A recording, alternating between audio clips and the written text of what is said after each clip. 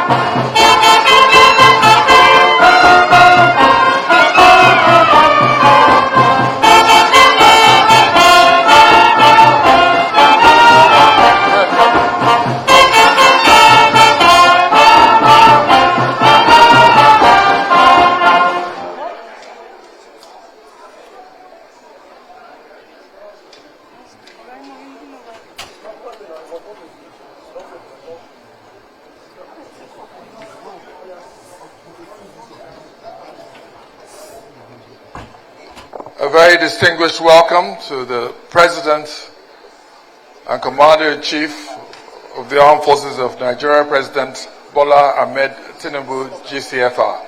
We thank you, sir, for coming to this occasion, and we welcome you very warmly. As he is seated here, we are now welcoming also the former presidents of our beloved nation, the chairman of this occasion, Chief Olusegun Obasanjo, GCFR, General Yakubu Gowon,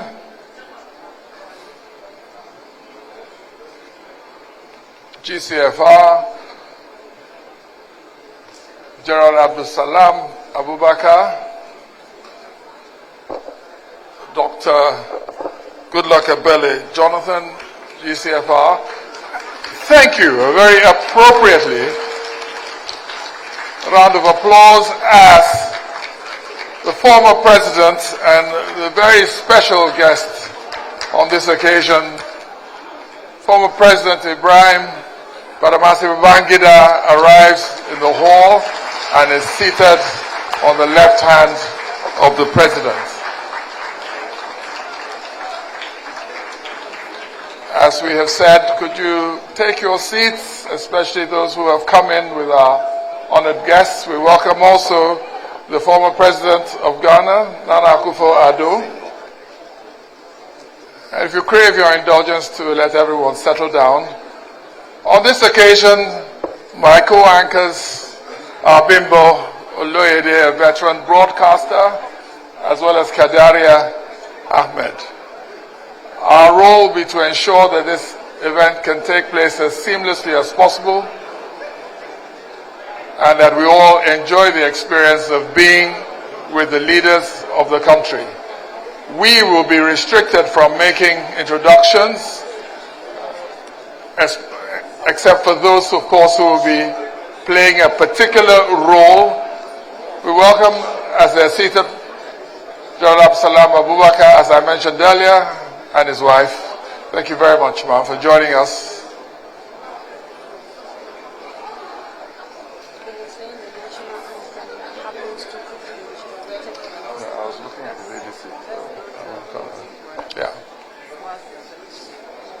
And if you all have taken your seats, may I invite Pastor Tunde Bakare to please come up for the opening prayer, and ask also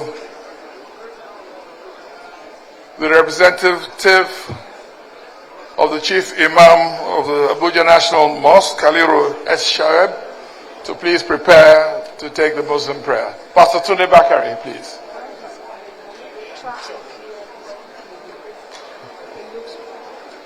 And while we are preparing for the opening prayers, could I ask that please take your seats so that the security team can do their job of ensuring that we're all safe. The President of the country welcomes former President of Ghana, Nana Akufo-Addo to join the assemblage of presidents here. You might be forgiven for thinking you are at a leadership conference. This is the leadership of the nation here present today. Ladies and gentlemen, please, the opening prayer by Pastor Tunde Bakare. Thank you.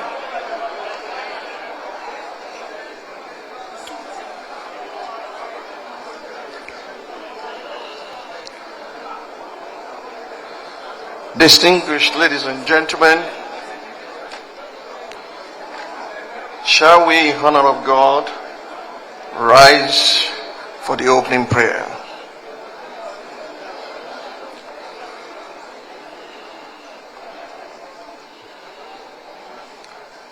Eternal Rock of Ages, we are so grateful to you for this auspicious occasion. Thank you for bringing us all here with a heart full of gratitude.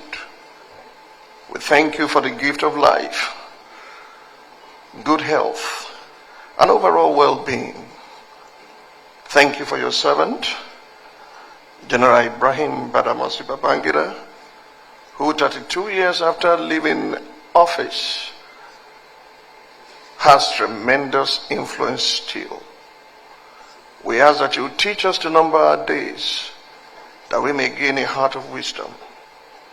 We know and understand that history is lived forward and is written in retrospect. Thank you for sparing his life, and thank you for giving him the grace to put down for generation yet to born the history of his services, the story of his services to the nation. This day we ask that you take absolute control from the beginning of this program till the end, so that all glory and praise will be yours. Thank you. We recall the testimony of the blind man whose eyes were opened by Jesus. He said, God does not answer a sinner, but everyone who worships God and does his will be answered by him. We ask that today you forgive us our sins and trespasses as we forgive others theirs. Let your kingdom come. Let your will be done on earth and in this place right now. We declare, yours is the kingdom, the power, and the glory forever and ever. In Jesus' mighty name, and the people said, Amen.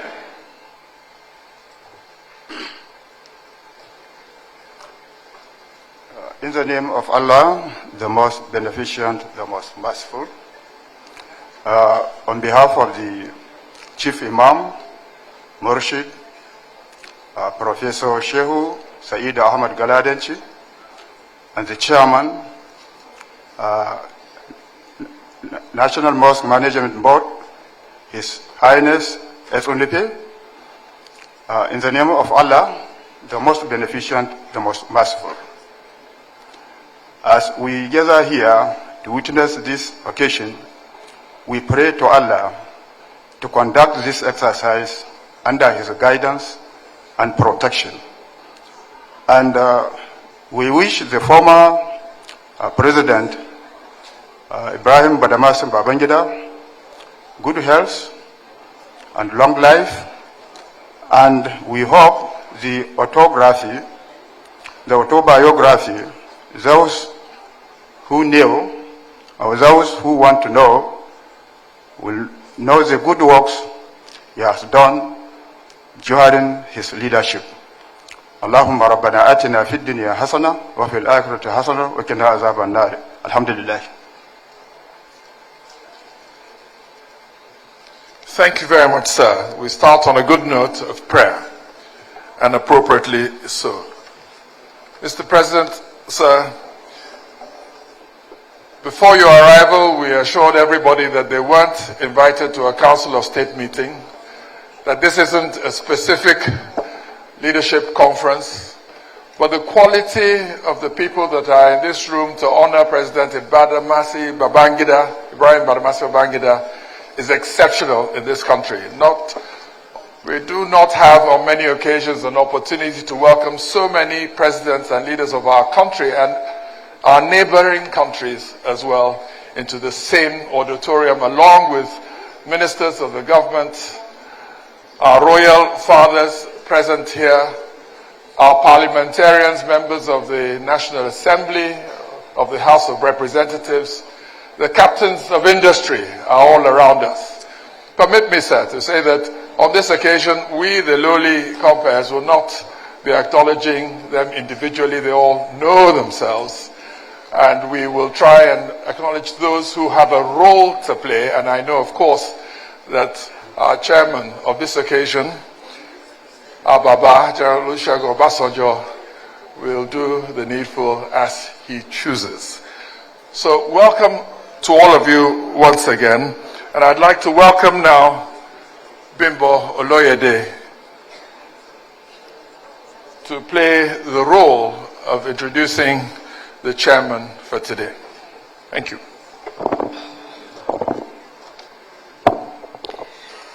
Mr. President, Your Excellencies, very distinguished guests, ladies and gentlemen, I'm honored to be here this morning and hugely privileged to introduce the chairman of this auspicious occasion. I thought about the author of the book that's being presented here today, and I asked myself, who would be the appropriate person to chair an event of this magnitude? And then I answered the question, myself. Who else? Who else but a former president who shares many common denominators with our author today? Really, there are many similarities between both men. They are both charismatic octogenarians. They both have magnetic personalities which attract large numbers of visitors to their hilltop residences. They have both invested heavily in education in their home states, and they can both be described as news makers. We all know that they make headlines whenever they speak. Moreover, they have both occupied the #1 position in the Federal Republic of Nigeria, each of them operating from Dodon Barracks in Lagos and the Presidential Villa here in Abuja.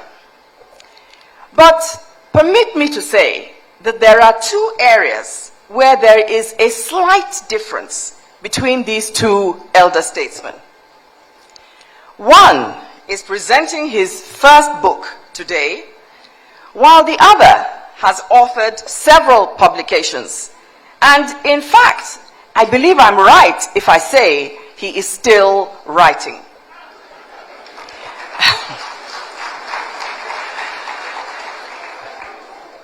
And one is about to build a world-class presidential library complex, while the other has already paved the way. That is why, Mr. President, distinguished guests, ladies and gentlemen, I ask you to welcome today's chairman. He is none other than the former president of the Federal Republic of Nigeria, Chief Olusegun Obasanjo, GCFR. Please welcome him.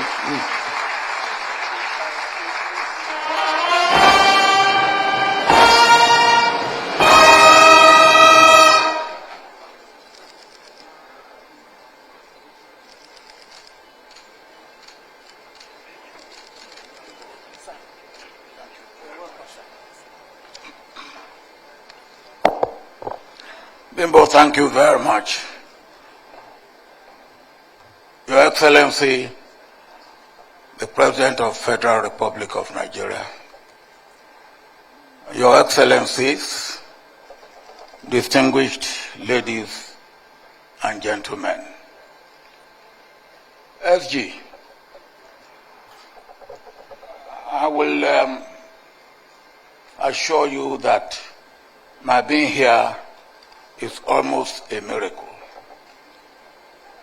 Because when last I spoke to you, I was not really confident that I will be here. So what I did, just in case I would not be here, was to write something that somebody could read on my behalf, or something that could be screened if recorded on video. So if you will allow me, I will read what I wrote. And then you will take it that I'm not here. Your Excellencies, and my dear brother, SG, distinguished ladies and gentlemen, first, let me apologize to you, General Babangida, for not being physically with you this day at this book launch. I don't have to remind you how much I nagged you in your own interest, in the interest of your offsprings, and for posterity to write, to tell what, why, when, where, and how. You can also imagine my pain and anguish when, for larger interests of Africa, that is, looking into the issue of unrest in DRC, I will not be able to be with you on this special outing of yours. This book, the copy of which I have not seen, let alone read, is your story, what you saw, knew, and learned, and what you said, did, or failed to do. It is your action and reaction. It is your deed, good, bad, and ugly. It is your opinion, if you express one. Everything in it is you and yours, and not that of anyone else. As I have not read the book, I will not know what you covered or uncovered, what you revealed or concealed.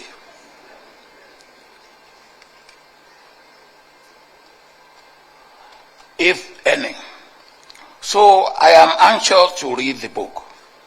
One thing is absolutely sure. There will be enlightenment, and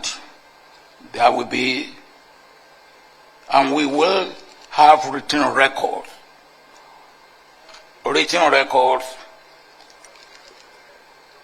for history and for future reference.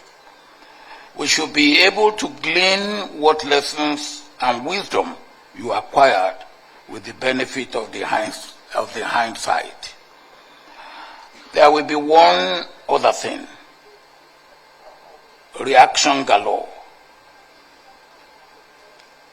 Again, it will be good, bad, and ugly.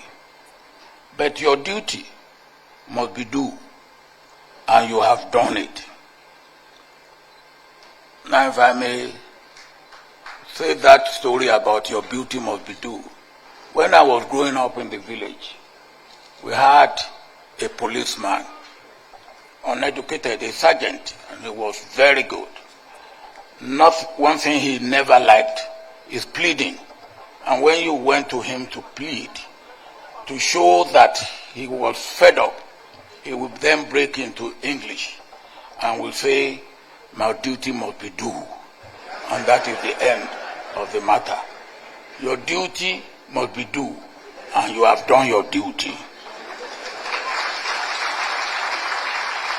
You have not only contributed to history making, You have contributed to documenting history. It is an important part of our nation building to keep accurate records.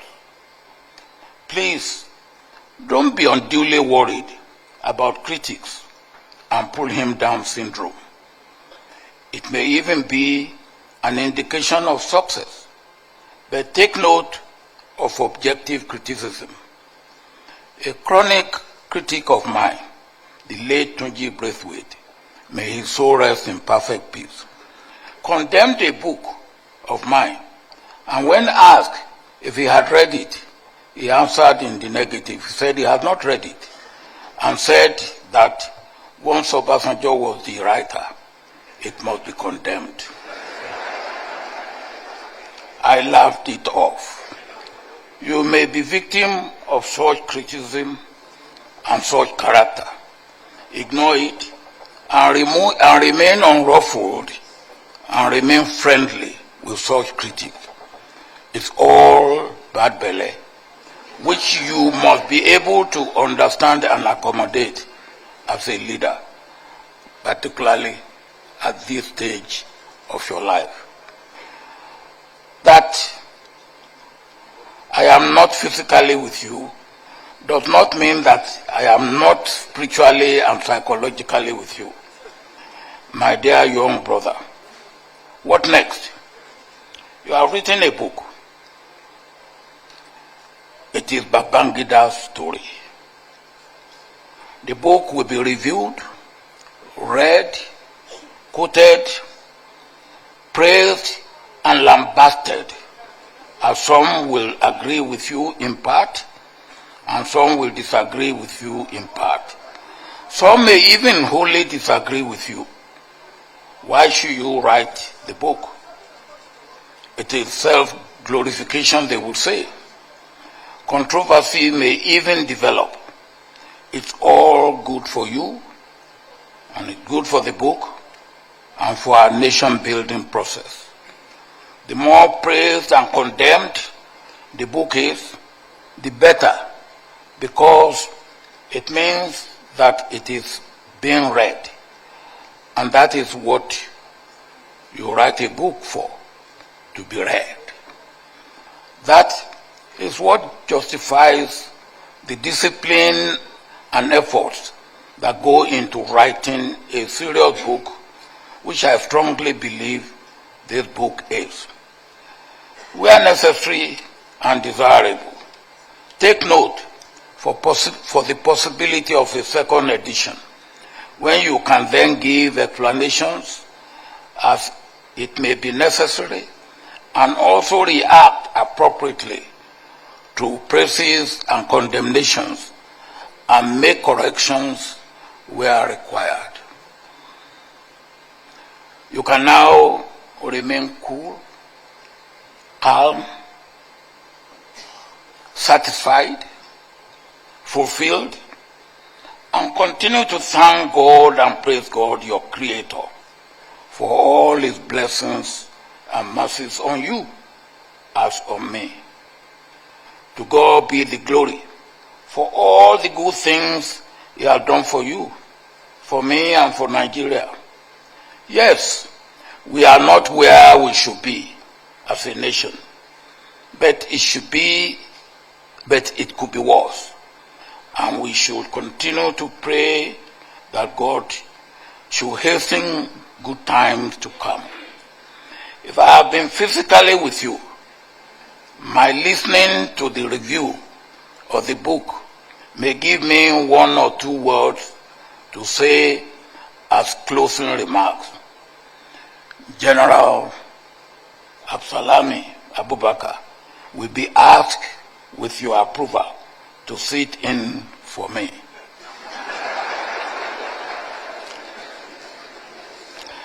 My opening remarks can be read by him or projected on the screen as a recorded video. FG, we have come a long way, and we have come together. as a not young officer in the officers' mess in Kaduna, just doing what some of your predecessors have done, and all that we have done or gone through separately and together from that time until today, we must continually thank God. I especially thank God for your life, General Ibrahim Badamasi Babangida. Continue to bask in the love and grace of God. Well done. And more grace to your elbow. That is supposed to have been read by General Abdusalami Abubakar. Now that I am physically here, you take it that he has read it on my behalf. Well done.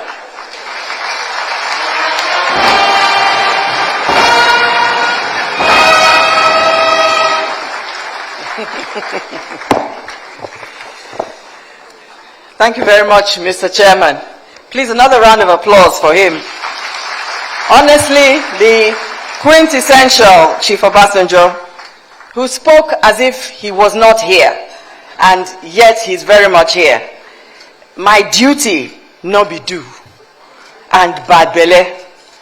Another round of applause, please, for our chairman. Mr. Chairman, please just permit me to remind you of something that happened many, many years ago. As you were walking across the stage, I was looking at your feet, and I observed that you were wearing sneakers.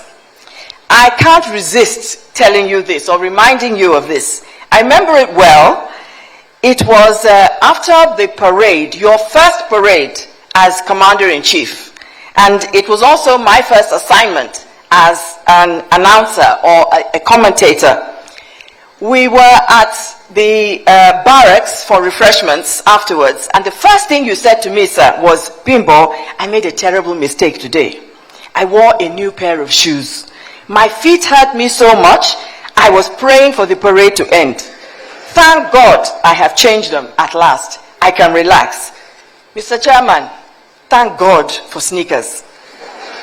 Kadaria. Your Excellencies, distinguished ladies and gentlemen, just a brief and very quick acknowledgement of the presence of three former Vice Presidents of the nation, Architect Namadi Sambo, Professor Yemi Oshibajo, and Alhaji Atiku Abubakar.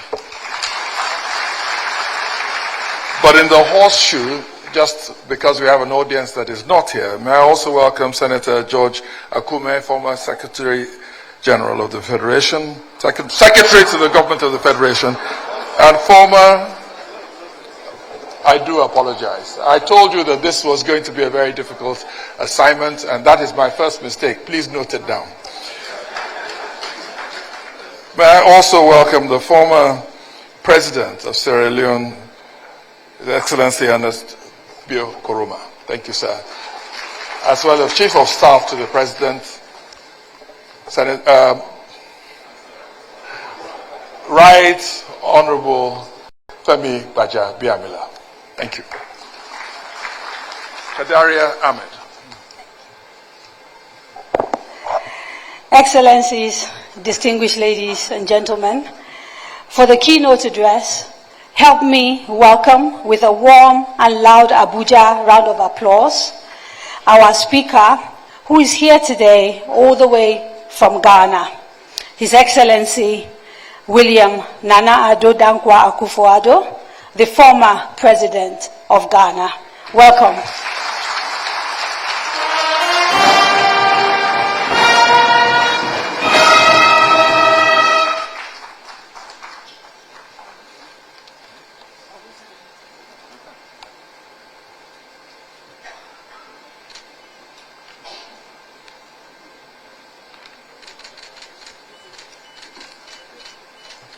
Welcome, sir.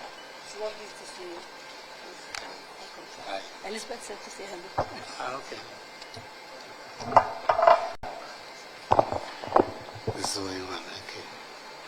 Mr. President, Your Excellencies, distinguished guests, ladies and gentlemen, I have to begin by thanking General Ibrahim Babangida and the Board of Trustees of the IBB Presidential Library Foundation for the honor of the invitation to participate in this historic ceremony, outdooring General Babangida's long-awaited autobiography, and for the opportunity to speak at this event. I'm doubly honored to be present at this glittering assembly of Nigeria's who's who. The special guest of honor, the President of the Federal Republic of Nigeria, His Excellency Bola Ahmed Tinubu, Asiwaju, the current chair of ECOWAS, the sole survivor of ECOWAS's founding fathers and the victor of Nigeria's civil war, His Excellency General Yakubu Gowon, the first president of Nigeria's Third Republic, His Excellency President Olusegun Obasanjo, the godfather of all of Africa's former presidents and chair of the occasion, His Excellency President Abdul Salami Abubakar, the successful mediator of the Liberian Peace Accord, with whom I was proud to have been associated as Ghana's then foreign minister in hammering out the peace accord, which has brought about 2 decades of peace in Liberia, and the third president of Nigeria's Third Republic,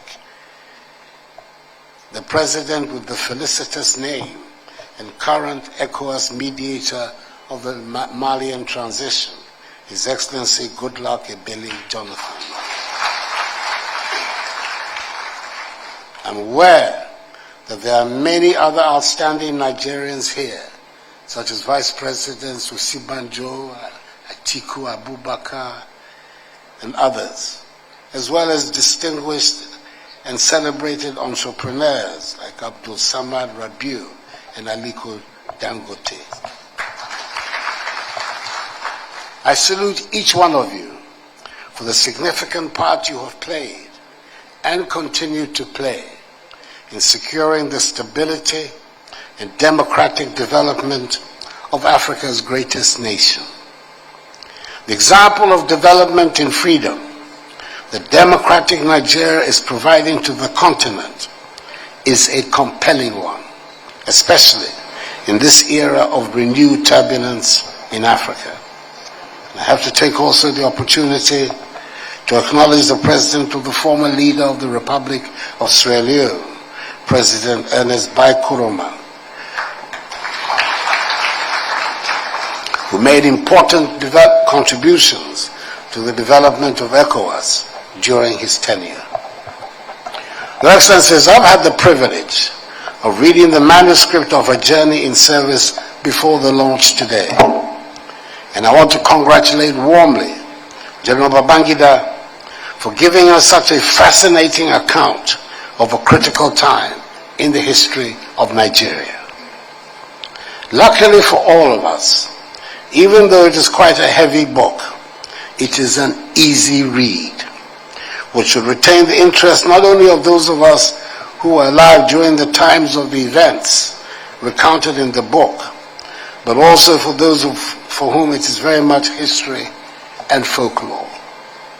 As the General himself wrote in the very first sentence of the prologue, and I quote, "Over 3 decades have passed since the events described in the book," unquote. And I was ready to approach it as a history book in my frame of mind. There should not be many similarities, really, between the Nigeria of 1985 to 1992, with which the General grappled, and the Ghana of 2017 to 2025, where I have just finished being president after 2 successive terms. And even though 3 decades separate the two situations, It was interesting for me how often as I read the book, I came close to telling myself, plus ça change, plus ça reste la même chose. I lived through the years of regular coups d'etats and military rule around Africa, especially in our West African region. That did not make it any easier reading. The first account of the man reputed to have been, and who admits to have been part of all previous government changes, and how he dealt with many coups d'etats that he faced while in charge. It is therefore reassuring that General Babangida can be so unambiguous in his support for democracy.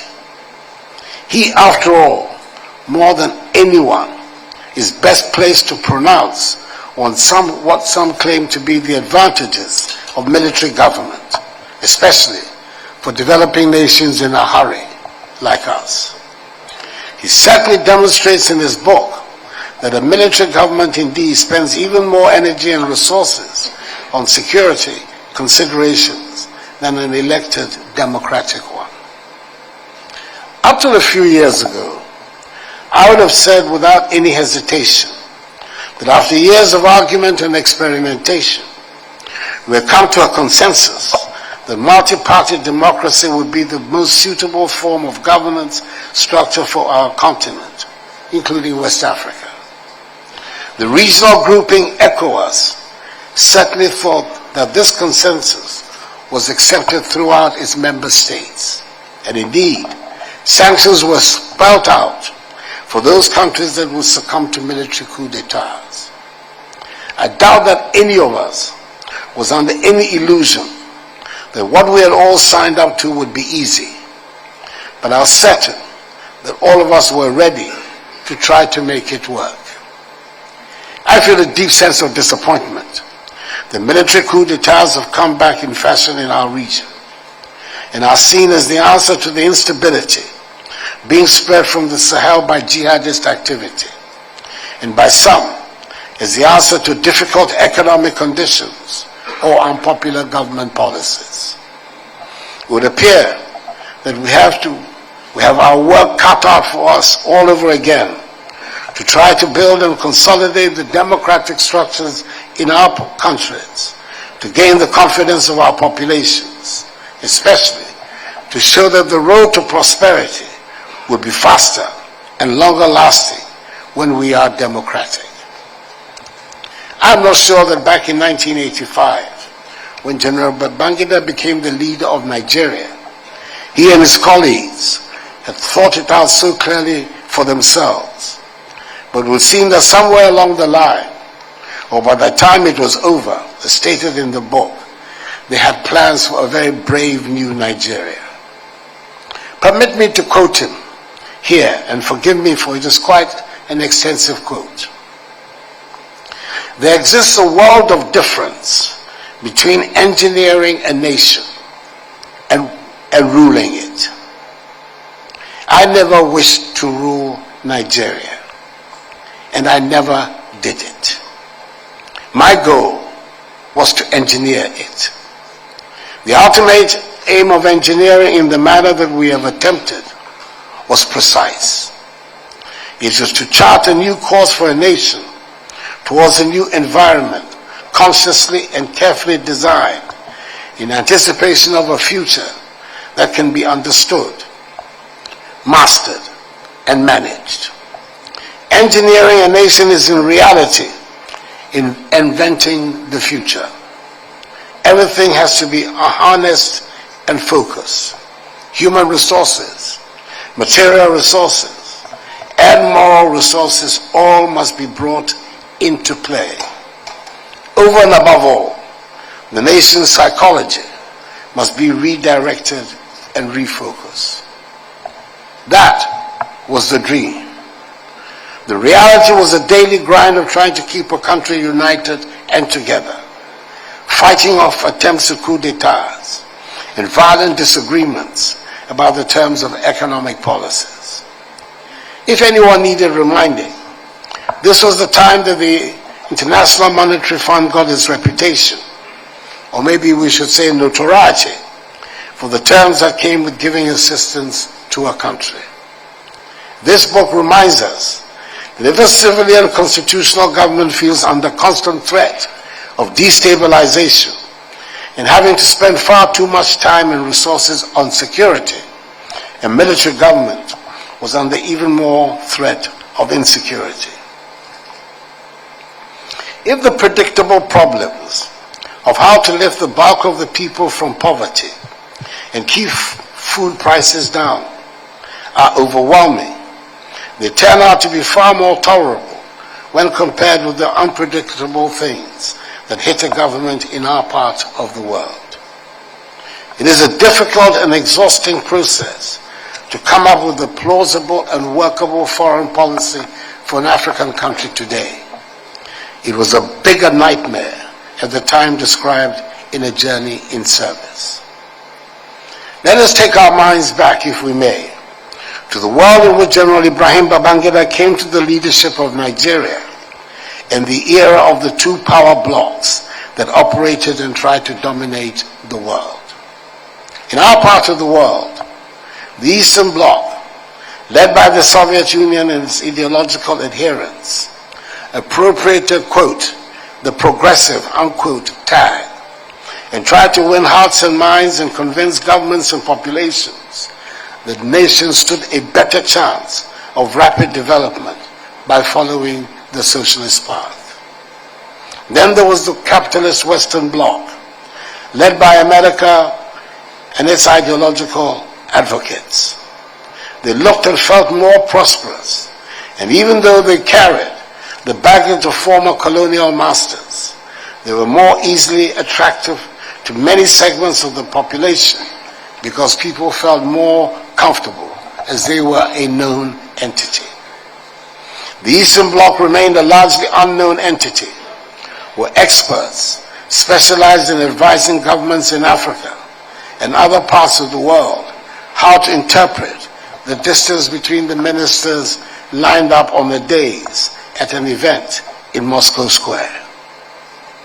A speech by a Nigerian leader on any subject will be carefully examined to make sure that there's nothing in it that might give the impression the country was leaning more to Washington. The only certainty for a self-respecting and self-confident African country was to take a strong anti-apartheid stance, which Nigeria had been doing since Murtala Mohammed's time in the mid-1970s, making a mark in the struggle towards the independence of the Portuguese colonies and Rhodesia. Today, it sounds almost romantic to hear people talking about the fall of the Berlin Wall and the collapse of the Soviet Empire. But if you were running a developing country at the time and suddenly had to maneuver through a world changing by the minute and sweeping all certainties away, you would not see the romance in the events, at least not at the time, when all our technocrats and advisors had suddenly had to find their way through the new realities that were emergent. Ladies and gentlemen, I was not president during those tumultuous times, but let me give you a recent example of the unpredictable turning of the fortunes of a government around completely. At the beginning of every year, the President of the Republic of Ghana, like many of his peers in other parts of the world, is obliged to present a statement to Parliament detailing the state of the nation. This statement invariably involves giving an accounting of how all aspects of life in the country are faring, and a detailed report on the various sectors of the economy. I'm taking us back to the beginning of the year 2020, which was the last year of my first term in office. When I got the first draft of the speech to be delivered to Parliament, the working title my staff came up with was A Nation in Rude Health. Let me assure you that these were not people who dealt in trivialities. They were not boasting. They were not tempting fate.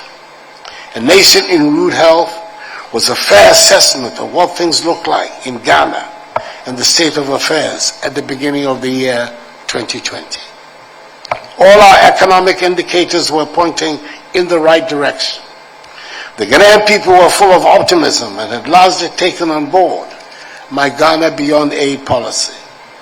It was a confident and good-humored president that delivered this message on the state of the nation that February day in Parliament.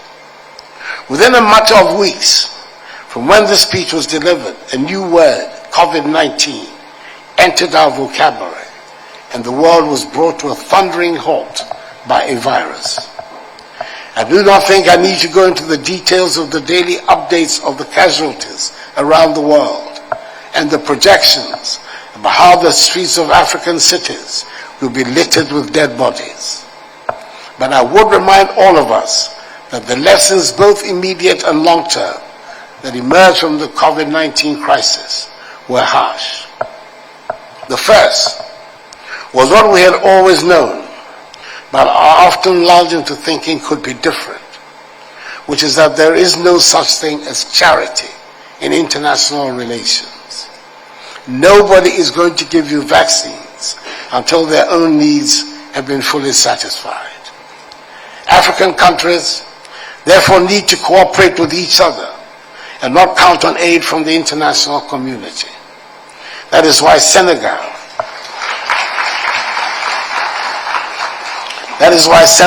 Nigeria, South Africa, Rwanda, Ghana, and others have taken on the responsibility of manufacturing their own vaccines. The second was to admit the urgency of the infrastructure deficit in our countries, especially in the health sector, as was exposed by the pandemic. We seized the opportunity to embark on a massive hospitals and other health facilities construction program. In Ghana, we have embarked on what is commonly known as Agenda 111, a bold initiative which seeks to establish hospitals and facilities in all 261 districts in the country. While the pandemic was active, we concentrated on saving lives and tried to manage the pressures on the economy triggered by the pandemic as best as we could. But by the time the all-government task force I set up to manage the crisis stopped meeting, having completed its work, the buoyant economy we were touting at the beginning of 2020 was on its knees. We had to accept that in spite of the obvious advances we had made in the management of the economy in the first 3 years, we had not achieved the resilience needed to withstand the shock of the unprecedented global economic meltdown. We faced a major economic crisis, and with the world's capital markets close to us, we ended up going to the IMF, not an easy decision to make. The economic difficulties brought people onto the streets, and I would say that even though the demonstrations were not exactly on the scale of the SAP riots that are recalled and described in the book, they were serious enough to feed into the growing disaffection against the government. Fortunately for me, the extent of disaffection was not sufficiently widespread within the year to deny me victory in the presidential election of December 2020, even though my margin of victory against the former and now current president, John Mahama, dropped from 1 million votes in 2016 to 500,000 in 2020. This leads me to the general question of how we deal with disaffection against government without infringing on the rights to freedoms. It would be a strange government that would not have its share of disaffection, and especially in a multi-party democracy, it is to be expected that there would be opposition to the government and organized means to create disaffection. In our current state of development, there are difficult decisions that need to be made to enable us to make the economic transformation that we require.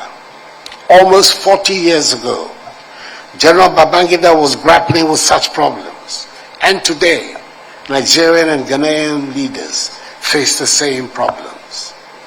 Nobody seems to have come up with a mechanism for making such difficult decisions and not upsetting the people whose support is required to be able to make critical changes. I do believe most sincerely, though, that the mechanism should err on the side of greater, not lesser freedom.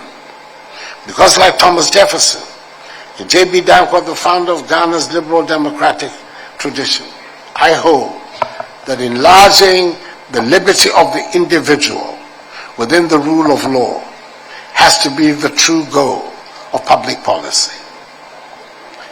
Considering the breadth of the subjects and period of time covered in this book, I have no doubt that all of us who read it would have our favorite moments and maybe our disappointments or unanswered questions.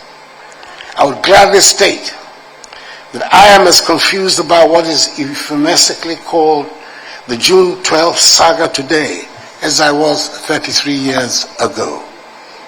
I'm in awe of the unarmed young Colonel Babangida as he walks up to the coup maker Lieutenant Colonel Dimka at Radio House in Ikoyi to talk him out of his doomed venture. I pointed out at the beginning of my speech that the general himself had said that it had taken more than 3 decades for him finally to bring out this book of his memoirs. According to an interview he granted Tell magazine back in 1995, which is reproduced as Annex Appendix 2, the general told the magazine he was, quote, already working on the memoirs. I am not trying to build up defenses for whenever my memoirs would emerge. At almost 81 years, I obviously do not have 30 years to weigh up how I tell my story before I publish my memoirs. My story would obviously not have heart-stopping narratives of coming under enemy fire and being evacuated with shrapnel somewhere in my body. But my first term as president did coincide with the first certain President Trump's first term. Now that he's back in the White House and engineering another new world, maybe I'd have a bigger impetus to bring out my book quickly before the world is completely redrawn.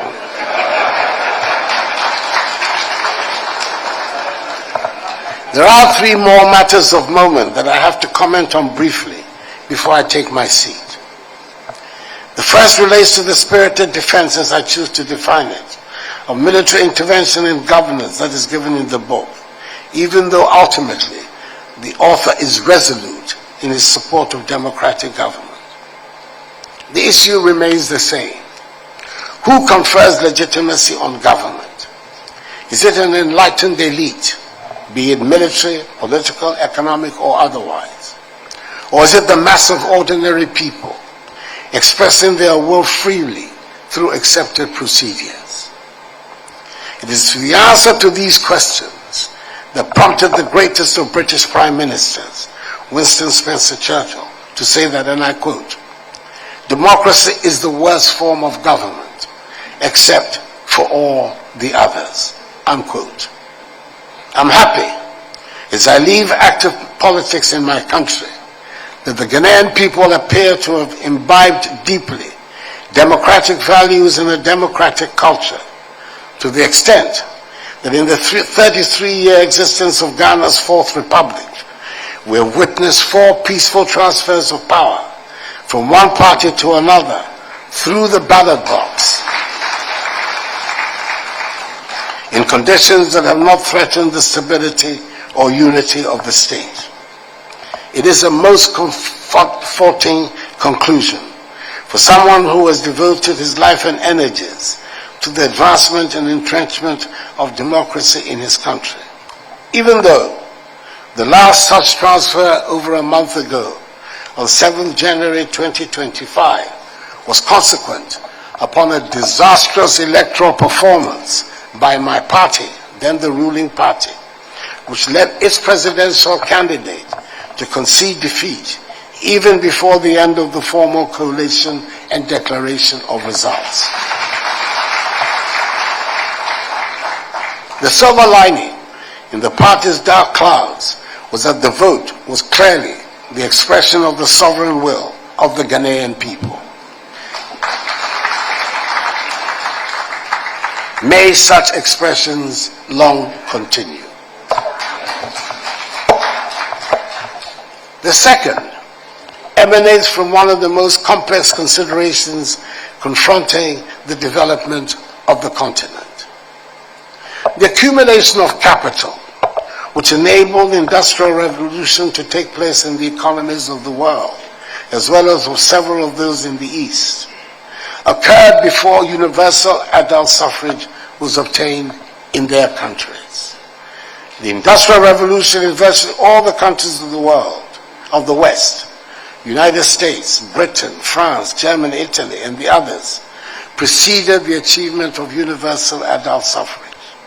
Indeed, women got the vote in the 20th century, long after the Industrial Revolution, just as blacks got the vote in the United States barely 60 years ago. Our situation is different, even uniquely so. The democracies of Africa are attempting the structural transformation of their economies in conditions of governance that are underpinned by universal adult suffrage. It poses obvious problems in the social, political, economic, and moral spheres that to some extent explain the incoherences and tensions that characterize our present state of development.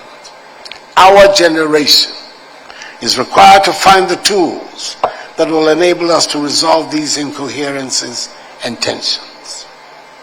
Finally, I cannot forego the chance of this prestigious platform to mount an important hobby horse of mine, and that is the appeal I've made before in this great country to the political and economic elite of the Federal Republic to take aggressively the leadership of West Africa and Africa's efforts to unite our nations and economies. Developments in the world indicate clearly the nature of the concentrations that are emerging in Europe, Asia, and the Americas in order to fortify and expand the possibilities of power and wealth available to them. We in Africa cannot afford to be left out of such a process. And for our prospects of effective integration to materialize, the Federal Republic of Nigeria has to assume her historic responsibilities and lead our development towards an integrated, democratic West Africa and Africa.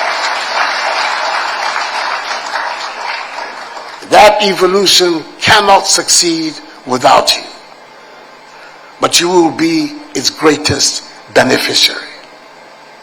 I'm aware that, like all the rest of us, you have significant problems of your own which require urgent attention. However, history cannot and does not wait. Means have to be devised which will enable us all to address with efficacy our contemporary challenges. You should know that in this march forward, you will have in Ghana a faithful ally and steadfast partner. In conclusion, I want to thank once again the Board of Trustees of the IBB Presidential Foundation and that most extraordinary of military statesmen, General Ibrahim Badamasi Babangida, for their generous invitation. I wish him continued long life after such a distinguished and illustrious contribution to the development of his native Nigeria. Long live Ghana, long live Nigeria, and long live Nigeria-Ghana friendship.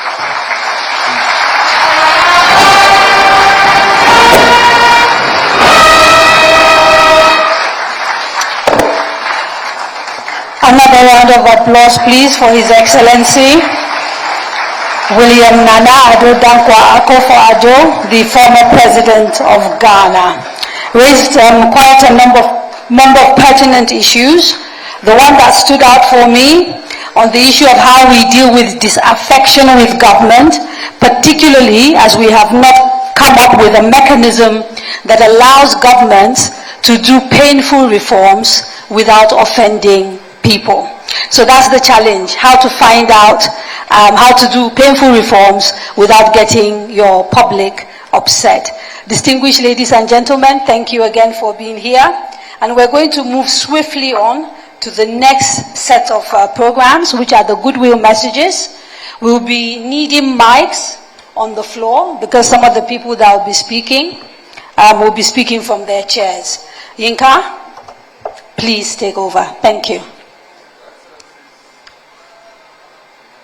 Yep.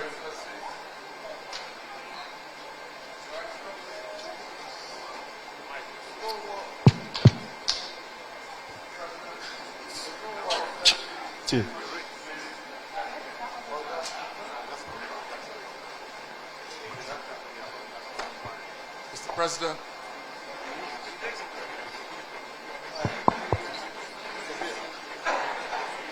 Mr. President, sir, Your Excellencies, distinguished ladies and gentlemen, may I ask, before we do the Goodwill messages, for you to give a warm welcome to those who have looked after our President, Ibrahim Babangida, so well over the years, his children, who are here today.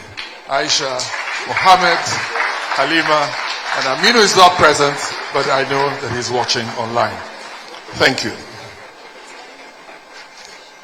For the reasons of time, we're going to ask our Goodwill messages from our distinguished former presidents to take place from where they are seated, and I will take the microphone to them. President Muhammad Buhari is not present. He is represented today and had already sent a very warm message to President Ibrahim Babangida explaining his inability to be present. He is represented today by Muazu Jaji Sambo, former Minister of Transportation. He's here. He will be making a Goodwill message. Please, I ask you to welcome him warmly.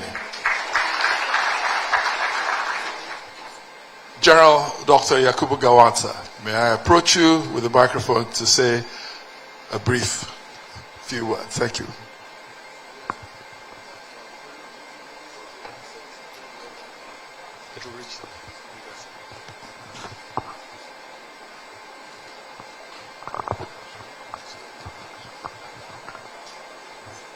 Mr. President, my colleagues, former heads of state, President Addo, ladies and gentlemen, General Ibrahim Babangida, I hope I'm part of those who interested you to join the army early 60. When I visited your school to interest your school to see if you can join the army, and your headmaster at that time, or head of school at that time, was one famous teacher called Mr. Onimole Oga.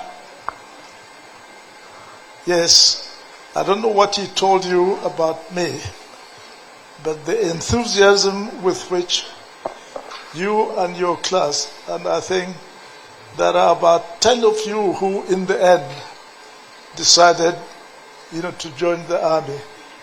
I think, am I right? About 10 of you? And 15, my goodness. And at least, I know, 10 of you later joined the army or the Air Force or whatever it is. And, of course, years later, am I right to say that General Abdul Salam was also part of you? So there you are. Those 10 made, and those 15 of you, 10 of you made it in the end. And I feel, that I interested you in the army. You joined the army and you served very, very well. You served very, very well. And it got to the stage whereby at the end of the war, my youngest brother, late Isaiah, came and told me about this, his commander. Very good leader, very good commander, very courageous, brave, and that he was really unexceptional. He spoke well of you. It made me feel, well, this is certainly a young man that I would like to come, to work with me. And I thought, yes, I will probably make him my ADC. Well, that was, if I'm in the hope. That event happened, and I was given my marching orders out of Gordon Barracks. Yes, but this young officer went on later on. I don't know whether he was part of those who gave me the marching order. But, he didn't just become, an ADC. He became, a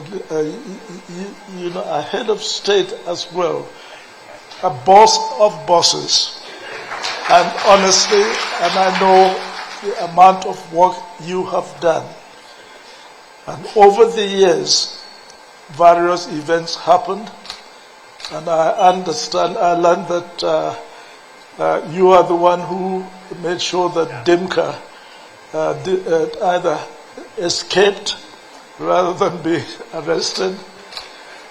And of course, yes, the accusation of me being infaming being the one who encouraged Dimka to do that, me, who had been trying all the time to make sure that other coups do not take place in Nigeria, and made sure that our army remained very loyal to the government of the day, and that was how I started trying to deal with the coup and to ensure that the government of the day continues. Unfortunately, that did not happen until the civilian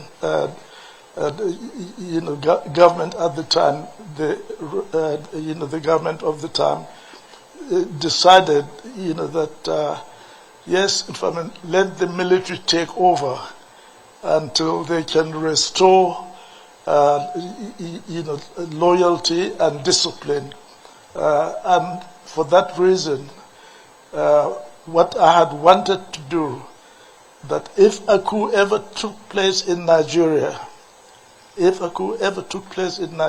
I hope the loyal ones of us will deal with the situation and return the status quo. That meant return the government. And when we were able to really deal with that particular coup, yes, what happened, was that, yes, the powers was given to Iransi, and he told me, this is what has happened. And I had to just say to him, well, if this is the case, you have my double loyalty, as as my GOC and president. Now, president or commander-in-chief. I see, I can see no count is being done. But yes, that happened. And so that was how the military government in Nigeria came into being. The attempt by, the first group did not, was not, complete. So, it was not. It was a military government that was forced on the, on the military. But let me say this, General Babangida.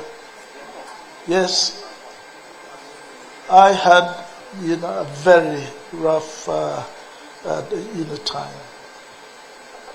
I was even charged for treason, isn't it? I was charged for treason. You believe that? But however, such a false thing, I certainly didn't believe that such a thing could happen. But however, later on, President Shagari rescinded that order, and you, in the end, made sure that yes, you in the end restored my rank, restored my honor, etc. And you did quite a lot for the country, even though you even selected me to be the presidential candidate for NRC, wasn't it? But I can assure you, when it went to the voting, I didn't pass beyond, the ward level, the ward level, just to prove to you that yes, the people do not want military leaders as as the head. But you reinstated me. You really made sure, and you continue to do well, for which I congratulate you.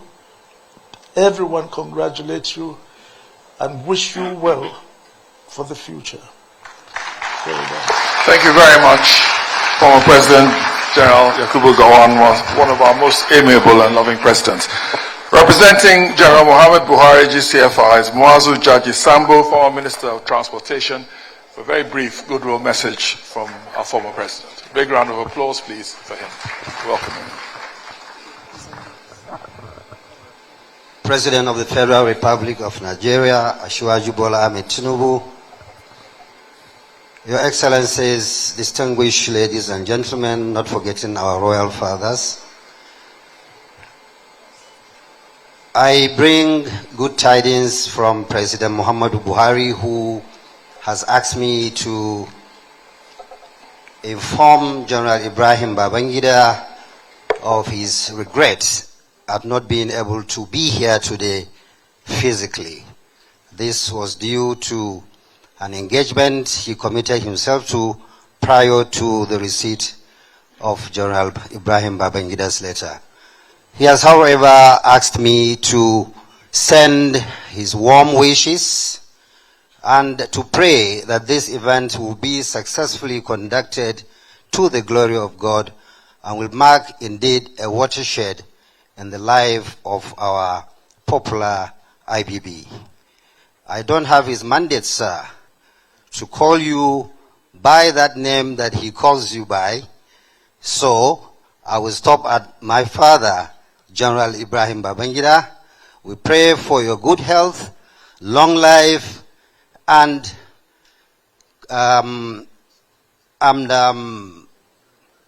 satisfaction, and hoping that you will, sir, continue to provide services in terms of advice to the leaders of this country, both for those who are on seat today and for the upcoming ones in the years ahead. We wish you a very, very long life and a happy celebration, sir. Thank you, sir. Thank you very much, Muazu Jaji Sambo, former Minister of Transportation, for that very warm message from General Muhammad Buhari, GCFR.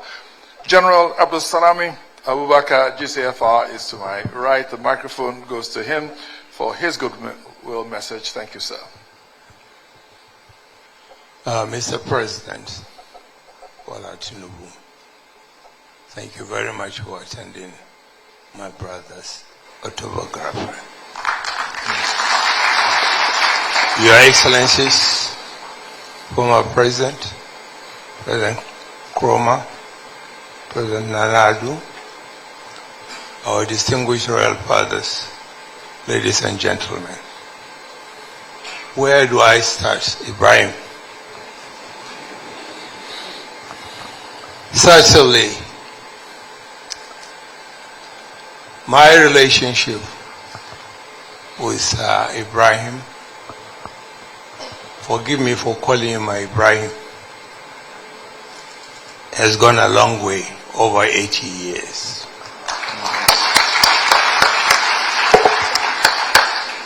I think the popular argument was, who is older? But now I think it has been settled. I bow to you, you are older.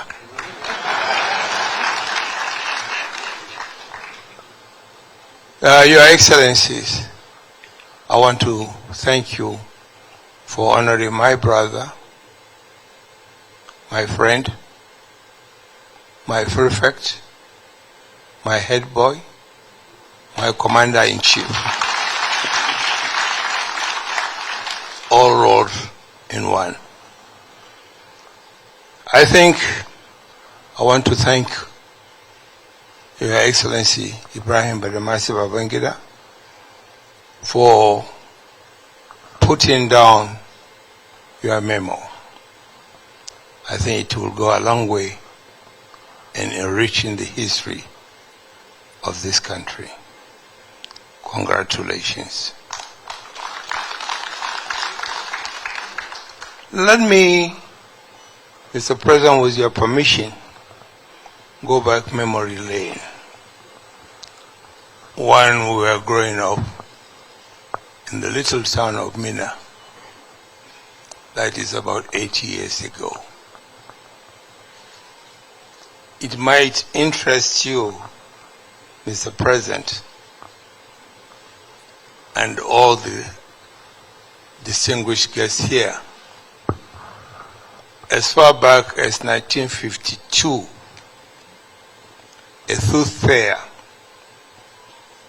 told us that Ibrahim is going to be the head of state of this country. We never believed him, because when me and him joined the military, courtesy then Captain Gawan, a young dashing officer, very smart officer, who came to lure us to join the military.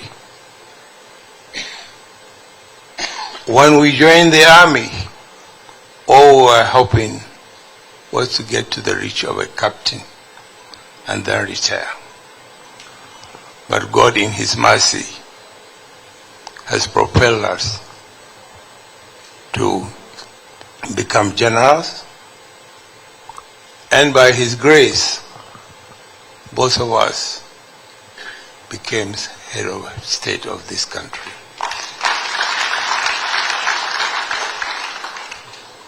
Ibrahim, I want to thank you again for the friendship, brotherhood, and all that.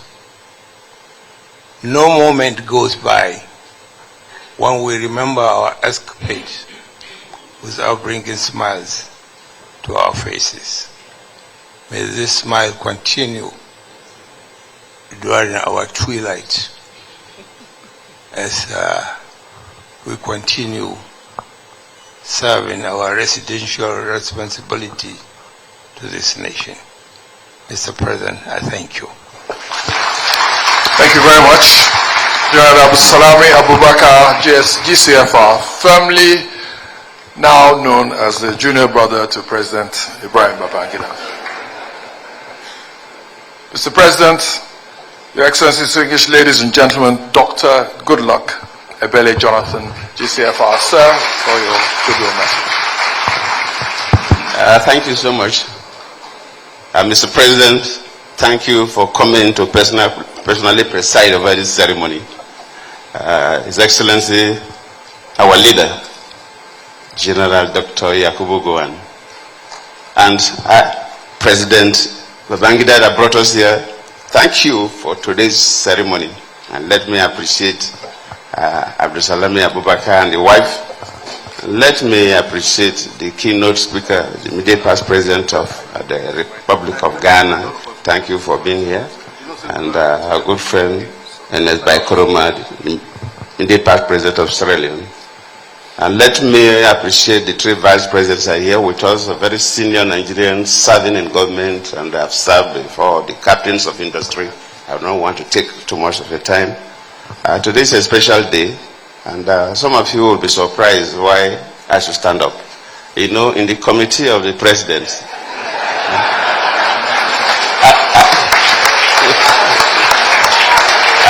I am the most junior.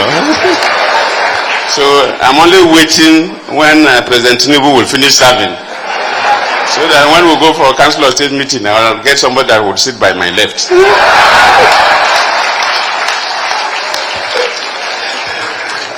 So thank you. Today is a great day, and I wouldn't take much of your time. President Babangida brought us today to celebrate his history of service in the launch of a book, A Journey in Service, and also to launch his presidential library. These are two noble things. We've not read the book. So just like in those days when they were selling drink, they say liquid content only. So we can talk about the bottle, not the liquid content. So Abraham Babangida, we all know, has been one of the most charismatic leaders in this country. He's somebody that up to date, people go as if they are going on pilgrimage to consult him. We thank God for giving you that grace and the wisdom to continue to mentor people. In terms of your leadership, Nigerians know you contributed significantly in terms of the infrastructural development of this country and the social mobilization. We cannot write the history of Nigeria without dedicating a reasonable part to your service as the President of Nigeria. You've done well. And of course, we are launching his memoir today. It's a significant document. The keynote speaker mentioned that, so I don't need to overemphasize. Every president makes history. And other key historical factors make history, but they don't contribute to the documentation. And if you contribute to the documentation of the history, it makes your history stronger, more relevant, and more factual. I also hope that one day I will do my own. But I'm waiting for my seniors that are here before I will think about my own. So today you are helping us, and somehow the concept of presidential library comes from the United States system. When I left office, the first 6 months, I toured America and I visited most of the presidential libraries there. And the presidential libraries are taken as federal government assets. So, Mr. President, you need to set up a department in the Secretary of Government Office. The American government helped because they are source of history. If any scholar wants to know what happened at the segment of history, he goes to these presidential libraries. So the American government helped in the management of the presidential library. That's why all American presidents have presidential libraries, which I visited quite a number of them. And I'm happy that in Nigeria today, we are launching the second one. Obasanjo has built his own, and now President Babangida is launching his own. We will all be going there from time to time to read about the history of Nigeria. So thank you. Then, so it is key, the significance of the memoir, tell our history. The presidential library is a custodian of this history. And we plead that those of us who are here and are not yet here, that who have some little advantage of the size of the pockets, should generously contribute to the development of this library. It's not just about Ibrahim Babangida, but it's about Nigeria, about West Africa, and about Africa. And thank you all. Thank you very much, sir. Dr. Goodluck Ebele Jonathan, GCFR, the junior boy, by his own admission, at Council of State meetings. Thank you, sir. Mr. President, Your Excellency, distinguished ladies and gentlemen, Kadaria Ahmed.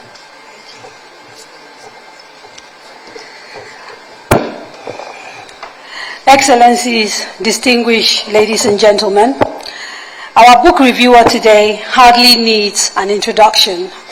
He's a widely recognized and deeply respected scholar, advocate, public intellectual, orator, pastor, and a climate justice champion. However, what many may not realize is his warm fatherly side.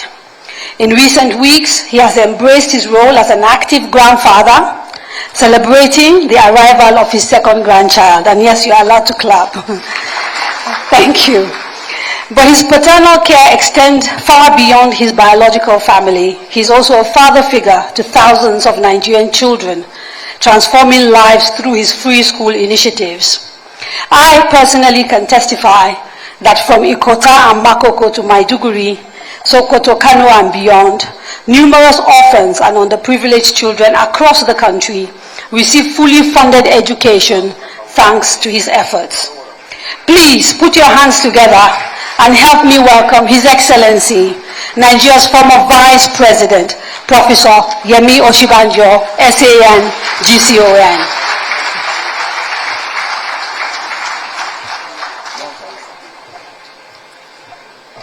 Thank you very much, Kadaria. Mr. President, President of the Federal Republic of Nigeria, His Excellency President Bola Ahmed Tinubu.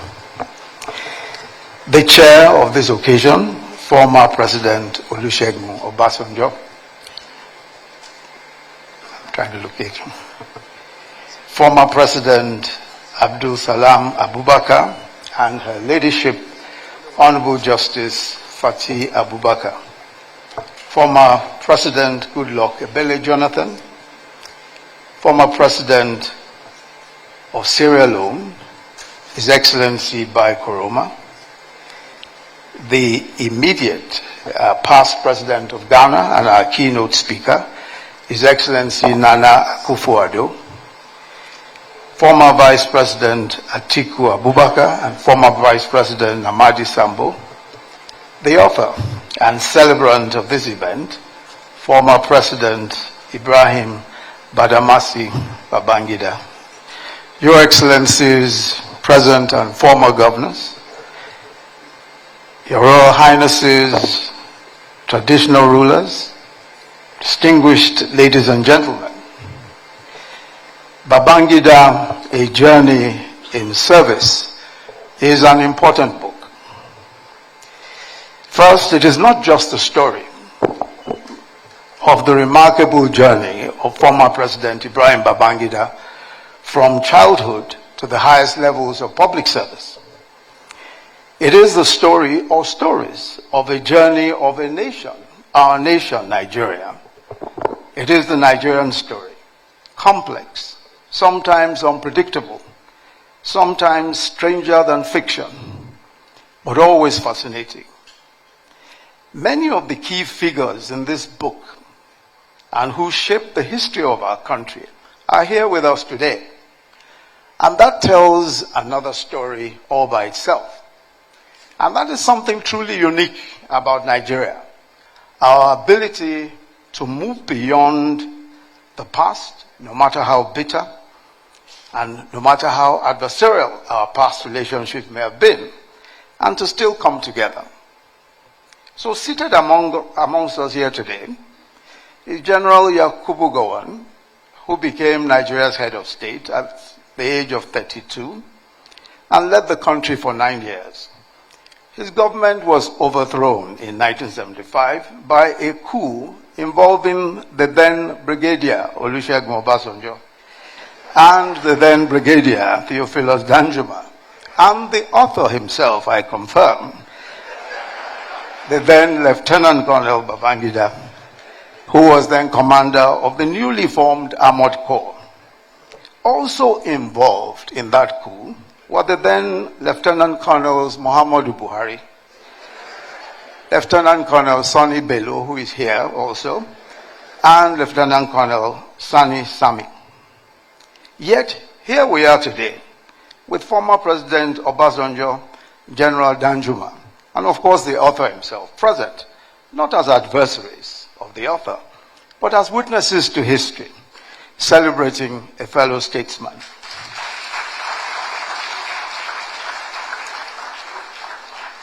In a striking turn of fate, the author notes that it was President Obasanjo who, after the tragic assassination of General Murtala Mohammed, insisted that a young Lieutenant Colonel Babangida be appointed to the Supreme Military Council, making him its youngest member at the time. Also represented here is the immediate past president, Muhammadu Buhari, another leader whose path intertwined with Babangida. It was former President Babangida who played a key role in the coup that brought President Buhari to power in 1983, and later in another coup that removed him and brought Babangida himself into power. Yet today, President Buhari is represented at this occasion, celebrating the man who overthrew him and detained him for 3.5 years, his one-time old adversary, former President Babangida. And then, of course, there's a gentleman here who was an elected senator in 1992 in the course of Babangida's transition program.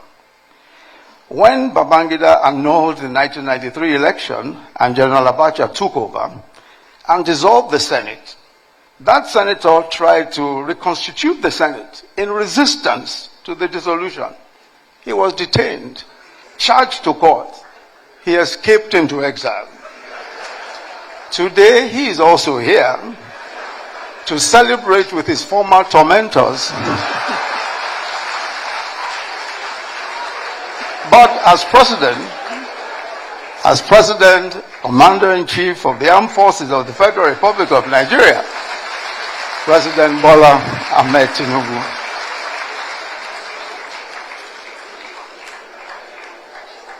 The third reason why this 420-page book is important is because it unveils one of the most enigmatic leaders that Nigeria has ever had.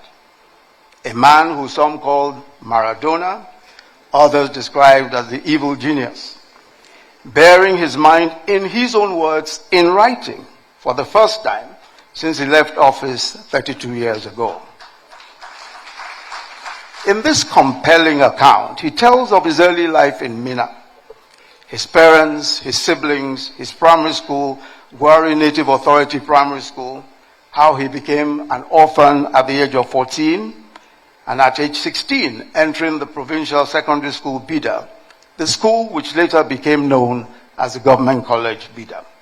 His class, the class of 1957 to 1962, which, as you have heard, produced 2 Nigerian presidents, 4 state governors, a former Chief Justice of the Federation, several federal ministers. His classmates, former President Abdul Salami Abubakar, Sani Sami, Sani Bello, Garba Duba, Gado Nasco, Abdul Mumuni Keki Manga, Muhammad Maman Magoro, Paul Babale, and Maman Vatsa, who joined the class in their 3rd year. Babangida reveals his nickname. That's the nice one, the nice nickname to readers. He was called the Blockbuster for his sporting exploits. But Gado Nasco and Ismaila Ahmed coined a nastier nickname for him, That nickname was Kulele. Kulele meaning because of his stocky physique. And the author notes jokingly in the book, I never forgave them for this. Babangida became the head boy of the school in his final year.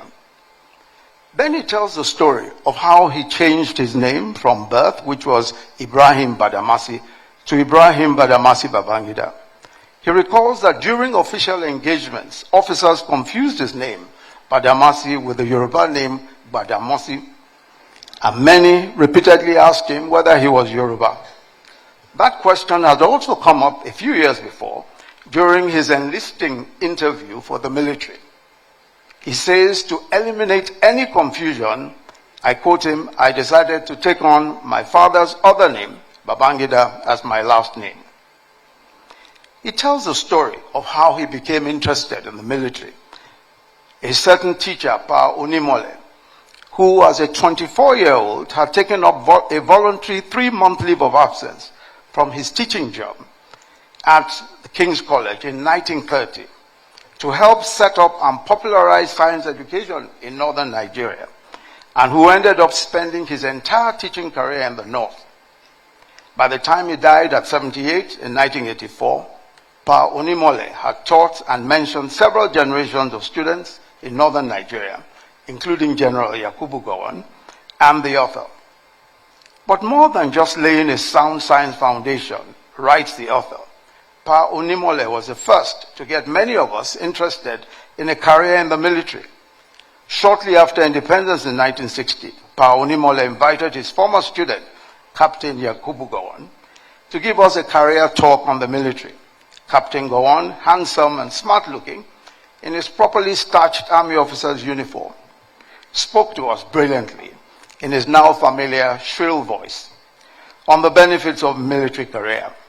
His career talk left a mark that stayed with most of us, and several of us joined the military.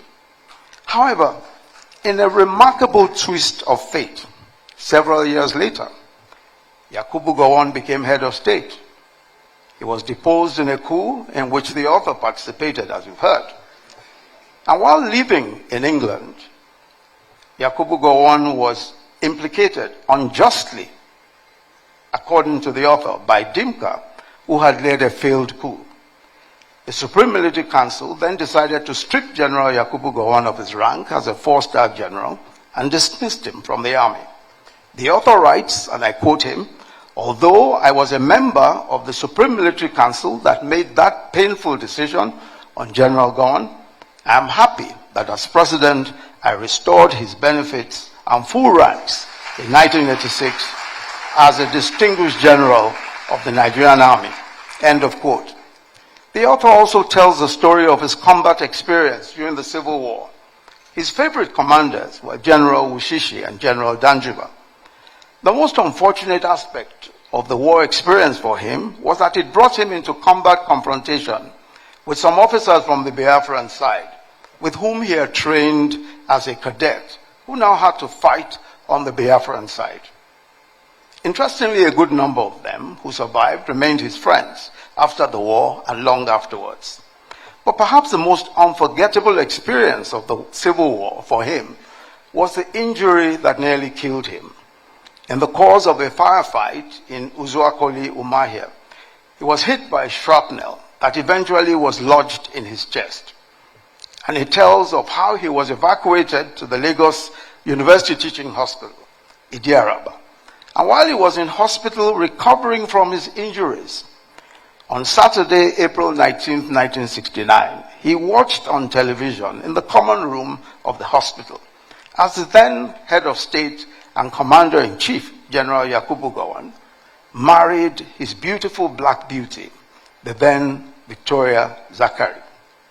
There and then, he made up his mind to get married. And he already knew who he wanted to marry.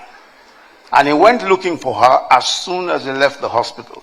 She was also a black beauty, the then Maria Okogo. He met her through his childhood friend and her cousin, Gaba Duba, and she lived with her uncle, Gaba Duba's father. When he proposed to her, she turned him down because of his reputation as a playboy. But she later agreed after her uncle put a word in for him, and she became Mariam Babangida. The author devotes a whole chapter to her remarkable life and times as a devoted wife, mother of his children, generous hostess, and the First Lady of Nigeria, who redefined the office of First Lady and went on to engage in some of the most consequential social investment programs of that period, including the Better Life for Rural Women program. The author also gives his own account of his much talked about dramatic encounter with Dimka, the leader of the coup that led to the assassination of the then head of state, General Murtala Mohammed. He recalls that Dimka was holed up at the broadcasting station immediately after the assassination of the then head of state, General Murtala Mohammed. The author relates how, not knowing that there had been a coup attempt, he arrived for a meeting with General Akinriyade at the army headquarters. And as he sauntered into the top floor of the building, the general shouted at him, "Ibrahim, where the hell have you been? We've been looking for you. You must now go and see TY immediately." Convinced I was being sought after, and I'm quoting him now, because of our ongoing meeting on the army's reorganization, I looked at my wristwatch and told the general, I'm still on time. It's not even 9 a.m. yet. General Akinriyade shouted back at me, "Who's talking of a meeting? Haven't you heard what has happened? The head of state has just been assassinated. And Major Dimka has made a broadcast claiming to have taken over."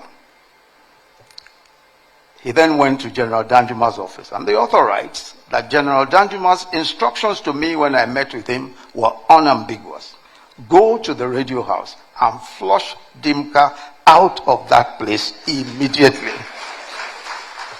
When he got to the Nigerian Broadcasting Corporation radio house at Ikoyi in an armored column, we noticed that Dimka's men surrounded the place, primarily young officers who were part of the plot, including his ADC, Second Lieutenant Samuel Gaba.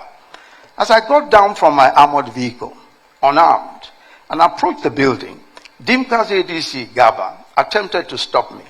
By now, Dimka had spotted me from the story building and he screamed, "Ibrahim, I'm going to shoot you." I shouted back, "Well, that's okay. If you shoot me, you know my family. You'll take care of them. They'll become your responsibility. I have no problem. It would be nice to die in the hands of a friend." After a pause, Dimka soberly replied, "Come upstairs, come upstairs." And Dimka was indeed a close friend. One of the groomsmen at my wedding to Mariam in Kaduna in 1969. When I got upstairs, I could tell from his breath that he had had a lot to drink. The stench of alcohol around him and his voice was pungent. Then suddenly his ADC, also visibly drunk, nervously showed up and suggested that Dimka take me hostage and use me as a bargaining chip with the government. Dimka angrily screamed at Gaba and chased him out. Once Gaba scampered out, Dimka and I settled for a frank discussion. In doing so, I reminded him of the need to keep things under control, avoid flaring tempers in the circumstances we had found ourselves in. First, he wanted to know if I had come to trick him into some form of surrender. When I convinced him that was not my mission, he calmed down and listened. He said he wanted a change of government. He even attempted to persuade me to join in the attempt. But even as he made that intolerable request of me, it was apparent from his body language that he knew that the game was up. Then his tone started to change. Could I guarantee his safety? Could I negotiate a written amnesty for him and all his co-plotters? Again, as I had done earlier, I pleaded with him to give himself up and avoid any form of conflagration that could kill civilians and soldiers. That chit-chat went on for some time, and I appeared not to be making a headway. But I left him with a promise to return later. I returned to brief General Danjuma on my encounter. Danjuma was furious. He ordered me back to the radio house with a reiteration of his earlier instructions. Flush Dimka out of that place immediately. I returned to radio house with Chris Ugokwe, better equipped and prepared. I'll leave you to read what happened next. buy the book. But the reasons why this autobiography is long, and is long awaited, beg your pardon, is more because of the innumerable controversies that were spurned in the Babangida era. Babangida himself described these events, and I quote, "the events that shook the administration to its foundations under our watch," end of quote. These include the death of Dele Giwa, the killing by a letter bomb of the charismatic journalist and publisher of Newswatch, a weekly political news magazine, in his home on October the 19th, 1986. The Vatsa coup, a coup that implicated one of his closest childhood friends, and the decision of the Supreme Military Council to execute him. The Gideon Oka coup, a coup that took the life of his ADC, and nearly took his own life and that of his wife, and how they escaped the coupists, and the coup was foiled by the then Chief of Army Staff, General Sani Abacha. The OIC palaver, the controversy as to whether the government had surreptitiously taken Nigeria into membership of the Organization of Islamic Cooperation, OIC. The 1989 SAP riots, the deadly riots over the harsh economic effects of the government's structural adjustment policy. The C-130 air crash on September 26, 1992. The crash of a Nigeria Air Force Lockheed C-130 transporter aircraft in the swamps of the Lagos coast, barely 3 minutes after taking off from the Ikeja airport, killing a total of 159 officers, including the crew and 9 foreigners. The crash wiped out some of the brightest and best middle cadre officers of the time. And there was the allegation that the government masterminded the crash to stave off a coup against the administration, especially since the failure of the Oka coup. Then there is a full chapter devoted to the transition to military rule and the June 12 saga. June 12 was a decision with cataclysmic consequences. It was the annulment of what had been said to be the freest and fairest elections in Nigeria's history. The annulment led to a military interregnum that was considered one of the most vicious in Nigeria's history. The eventual death of the acclaimed winner of the election and his wife. The author deals with all these issues, and for the first time answers these questions fully. For example, he tells us for the first time who annulled the June 12th election. Of course, I will not disclose that to you. You would have to buy the book to find out. He puts the facts out there. He gives his own reasons for the actions that he took, and he admits where he believes he was wrong. He also answers the question whether Abiola actually won the June 12th elections. And I quote him, "Although I am on record to have stated after the elections that Abiola may not have won the elections, upon deeper reflection and a closer examination of all available facts, particularly the detailed election results, which are published as an appendix to this book, there was no doubt that MKO Abiola won the June 12th elections. Upon closer examination of the original collated figures from the 110 polling booths nationwide, it was clear that he satisfied the two main constitutional requirements for winning the presidential elections, mainly majority votes and geographical spread. Having obtained 8,128,720 votes against TOFA's 5,848,247 votes, and securing the mandatory 1/3 of the votes cast in 28 states of the Federation, including Abuja. I am gratified that the Buhari administration finally recognized him as a former head of state of Nigeria." End of quote. He concludes in the book, and I quote him, Looking back now, the June 12th saga was undeniably the most challenging moment of my life, and in certain respects, one of the most painful. And he went on to admit, if I had to do it all over again, I will do it differently. End of quote. I'll certainly not go into all the details of what he said on these issues, otherwise there'll be no point. You're buying the book. I urge you to read the book and then make up your own mind whether you agree or disagree. I'm glad that he has laid several years of controversy to rest by speaking his own truth. Let me conclude, Mr. Chairman, by saying that by any standards, Babangida's Journey of Service is an extraordinary book. It's a collection of stories from a life deeply intertwined with Nigeria's contemporary history, told with remarkable wit, insight, and a vivid sense of place. Babangida's storytelling ability is undeniable. He draws the reader into each moment, making history feel immediate and alive. His prose flows effortlessly from one era to another, from one pivotal event to the next, in a way that is both engaging and easy to read. He's generous in his praise of others, acknowledging the contributions of many along the way.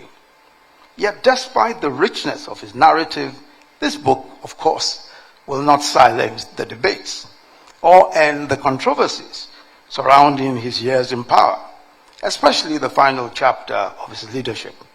The questions will persist. Criticisms will probably continue.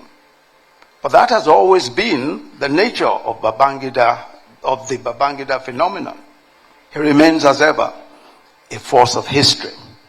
This is a book that we must all read, Babangida in his own words. Thank you very much for listening.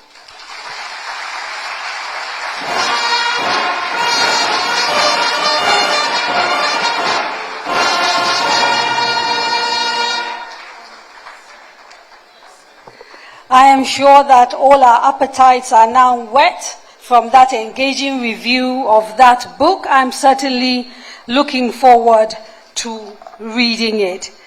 Distinguished ladies and gentlemen, the person who is responsible for the design of the IBB Library and Events Center is His Excellency, the former Vice President, Federal Republic of Nigeria, Architect Namadi Sambo, GCON, who is here with us today. Excellency, welcome. He is the founder and chairman of Kaplan Associates Limited and designed the library and event center on the occasion of President Babangida's 80th birthday. For a few more details, and we promise this will not take too long, for a few more details on this project, please help me welcome Architect Ayo Adesheun, who is the associate partner or managing partner of Kaplan Associates.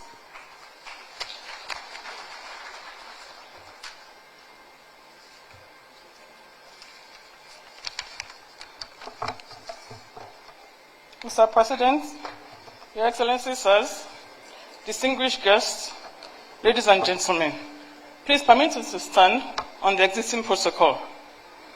With the approval of our founder and chairman, Architect Mohammed Namadi Sambo, GCON, former Vice President of the Federal Republic of Nigeria, we at Kaplan Associates Limited are here to present a proposal on the IBB Presidential Library to be located in Minna, Niger State.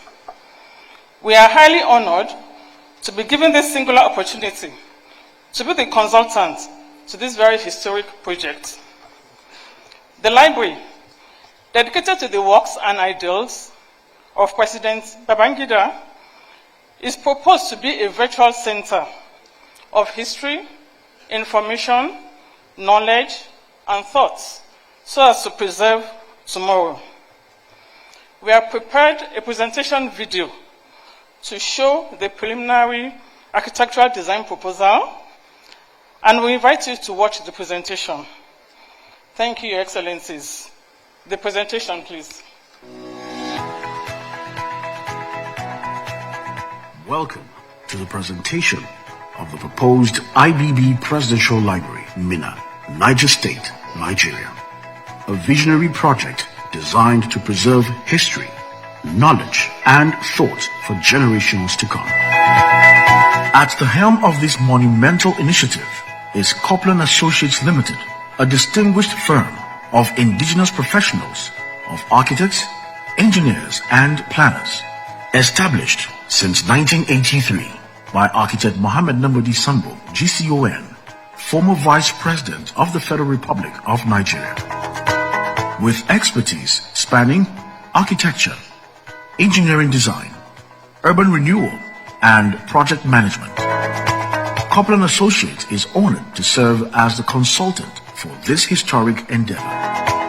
This project stands as a landmark initiative in Minna, Niger State, Nigeria. The IBB Presidential Library, Minna, Niger State, Nigeria, is dedicated to the life, work, and ideals of President Ibrahim Badamasi Babangida. The library draws inspiration from his book, A Journey in Service. This project is envisioned as a vital center of history, information, knowledge, and thought to preserve tomorrow. The vision and objectives. The IBB Presidential Library is not just a repository of books. It is a hub of information, knowledge, and thought designed to safeguard history while inspiring future generations. The objectives of this proposal is to create a sustainable and aesthetically pleasing complex that fosters national unity through historical materials, research, and cultural engagement. The design concept. The library complex is meticulously planned to include key facilities that caters to a wide range of scholarly, cultural, and administrative needs. Among these are a library and artifact center, housing administrative offices, a public library, and an archival hub to preserve historical documents and artistic collections. Museums dedicated to documenting two pivotal eras: the transition from colonial rule to independence and the subsequent journey through the Nigerian Civil War. An educational facility featuring research centers, audiovisual resources, and cultural programs to engage students and scholars alike.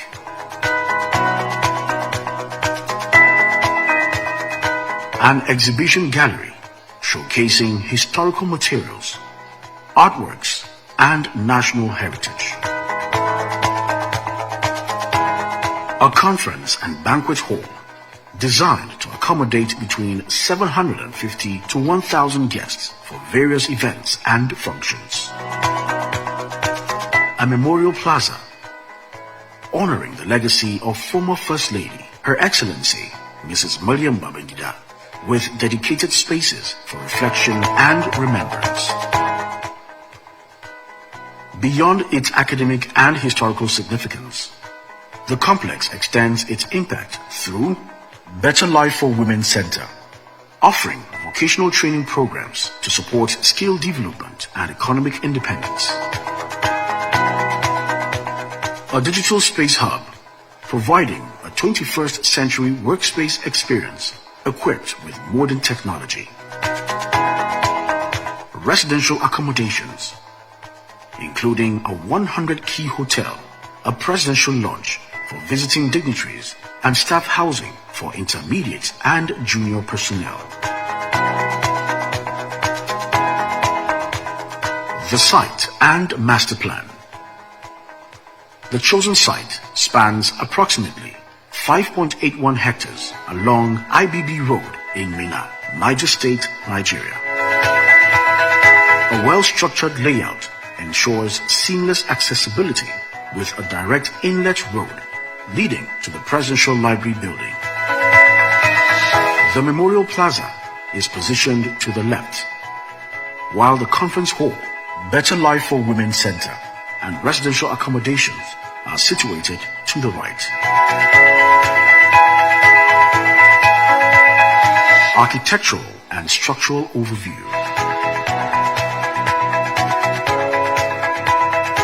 The library and museum building. The proposed structure will stand at 4 floors. The ground floor features a spacious foyer with vertical circulation points via lifts and staircases. It houses a 350-seater auditorium, a museum, offices, a gift shop, a VIP lounge, a seminar room, and visitor conveniences. The first floor includes additional seminar rooms, a second museum space, and a large exhibition area. The second floor is home to the public library and the digital space hub, creating an environment for research and modern learning. The third floor accommodates an archival hub alongside offices for research, education, and cultural programs. The fourth floor hosts administrative offices, meeting rooms, a boardroom, and the Director General's office.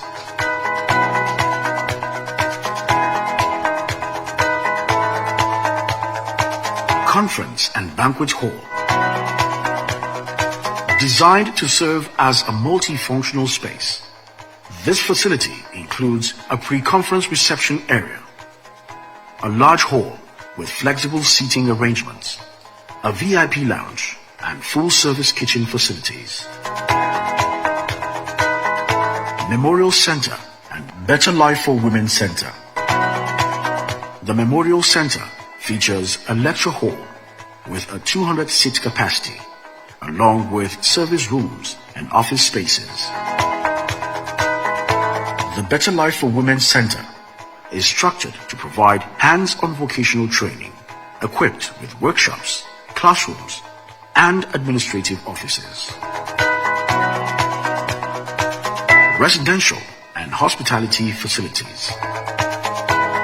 The hotel complex.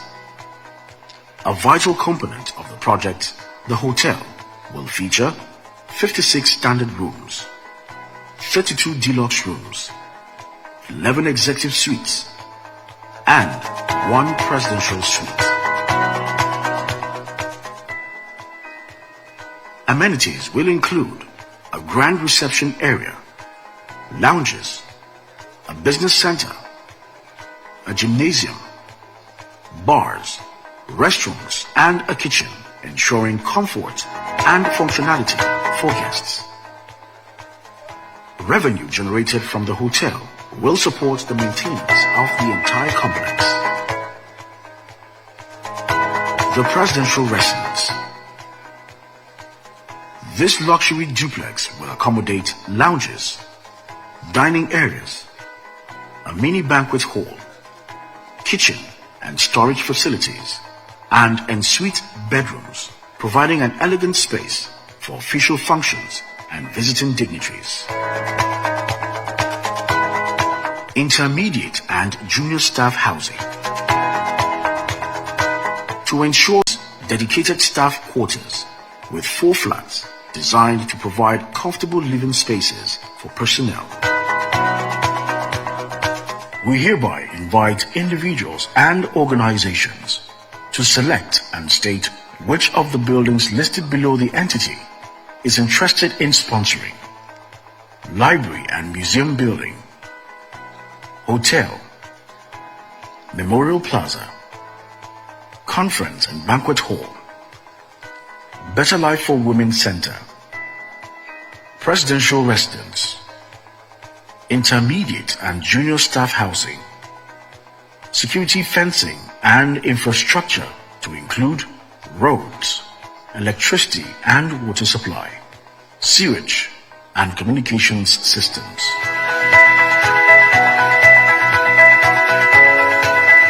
A legacy for the future. The IBB Presidential Library is more than a structure. It is a symbol of knowledge, a guardian of history, and a gateway to the future.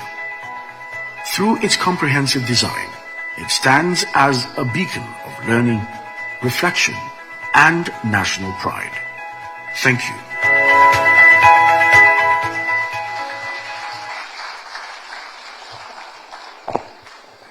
Mr. President, Your Excellencies, distinguished ladies and gentlemen, you have seen what we are here to launch, what will make Minna very much a destination other than to go and visit former presidents. The people of Niger State are very lucky, and you are going to ensure that we can build this marvelous presidential library. The pledge forms are with you. We're going to unveil the book shortly, and then it will be available for purchase. Everything from the pledge forms that is going towards the building of the library. Everything. And former President Ibrahim Babangida has said that he would like to acknowledge everyone who fills out a pledge form. So please, we cannot have everyone come on this occasion with Mr. President seated. So it's just going to be very few notable people that will come up here to do the unveil. May I now invite the chairman of Bua Group, Abdul Samad Rabiu, to please come up.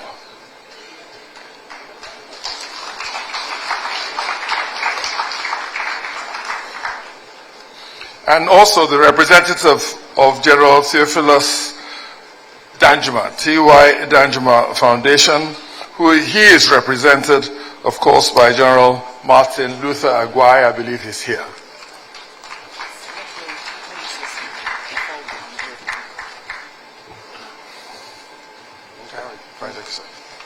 You're welcome, sir. Yes. We're going to go through the unveiling of the book right now, Mr. President, ladies and gentlemen. But I just want to say one or two things, because everyone wants to be a success and have its trappings. But some might say that success is relative. For the amazing scientist, Albert Einstein, his perspective was very simple. He said, try not to become a success, but rather a man of value. And standing before you, Excellencies, ladies and gentlemen, is a man who has achieved both. He's the founder of ASR Africa Initiative, and executive chairman, and he has pledged to support ongoing efforts by various governments to bridge the development divide across Africa. Please welcome, as we unveil the book. No, speeches. Let me do my speech first. Oh, you have a speech? You want to make it now, sir? Yeah, I want to do fundraising. That's fine, sir. Thank you.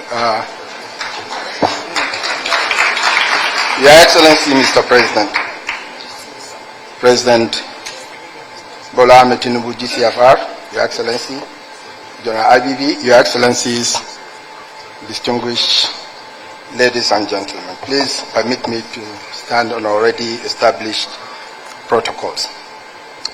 It is my distinct honor and privilege to be here today as the chief launcher of these two important events, the book presentation of IBB's autobiography and the Presidential Library in conjunction with General T.Y. Danjuma, who could not be here with us but is ably represented by General Aguai.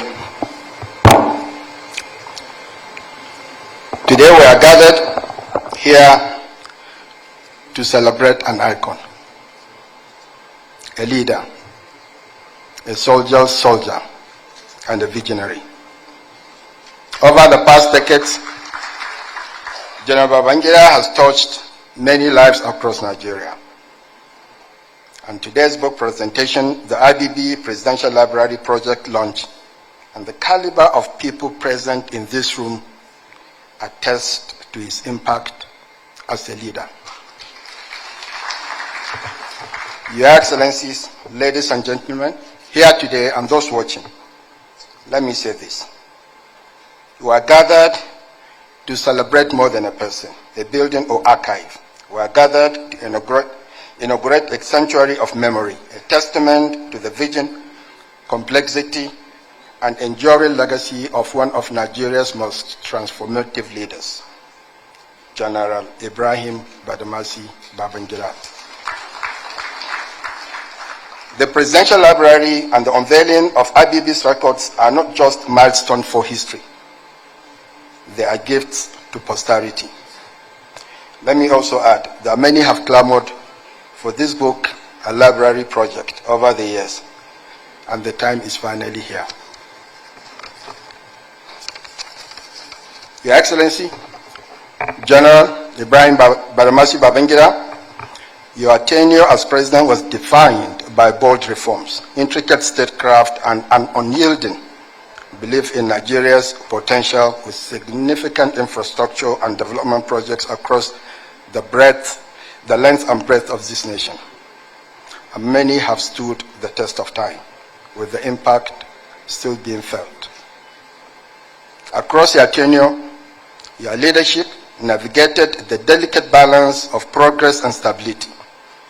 These records, now to be preserved for generations with this book and library, will allow scholars, citizens, and future leaders to engage with their decisions not as footnotes, but as lessons in courage, pragmatism, and nation building.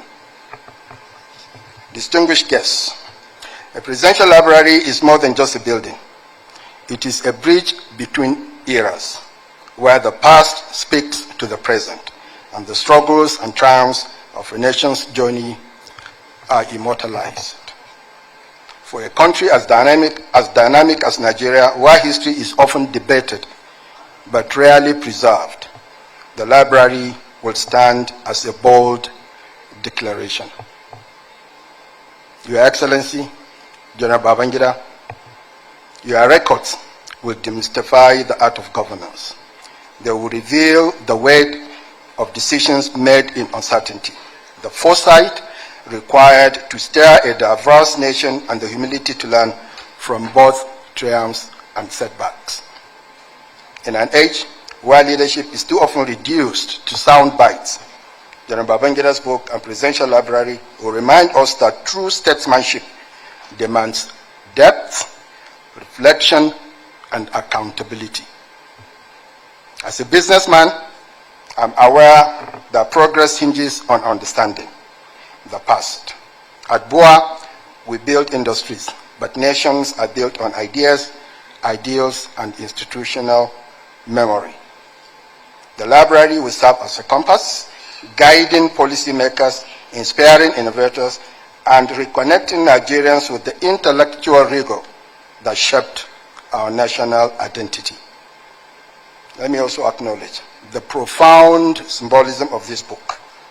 By entrusting your records to the public, you invite scrutiny and scholarship.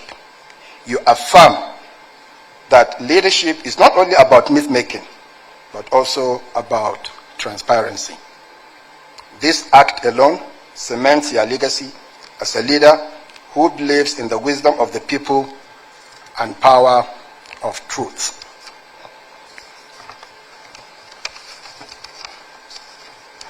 To the curators of the library, historians, and staff, you are the guardians of Nigeria's narrative. Ensure these records ignite debate, foster unity, and remind us that even in disagreement, we share a common destiny. Your Excellency, General, let me borrow your own words, and I quote, "Leadership is the courage to plant trees under whose shade you may never sit," unquote. The library is one such tree. May it grow deep roots, shelter generations, and stand as a timeless tribute to your service. To this end, I'm pleased to share that General Njuma and I had a meeting with him last week, we will fully support the construction of this library, a monument to our history as a nation. However, before I dive into my donation and encourage others to pledge, I want to emphasize that our goal today is to raise enough money, enough funds to bring this library to life. So far, as we have seen, designs have been approved and a contractor is about to be appointed. So this library and the event center are on track to be completed on schedule. I also want to use this opportunity to kindly ask our wonderful donors to please consider redeeming their pledges very soon. This will allow us to properly acknowledge your generosity and begin construction in earnest. General Danjuma and I will be redeeming ours immediately. That's the promise. Let me once again thank General Ibrahim Badamasi Babangida for finding General Danjuma and I worthy to be the chief launchers of this great event. Thank you, General, for the honor.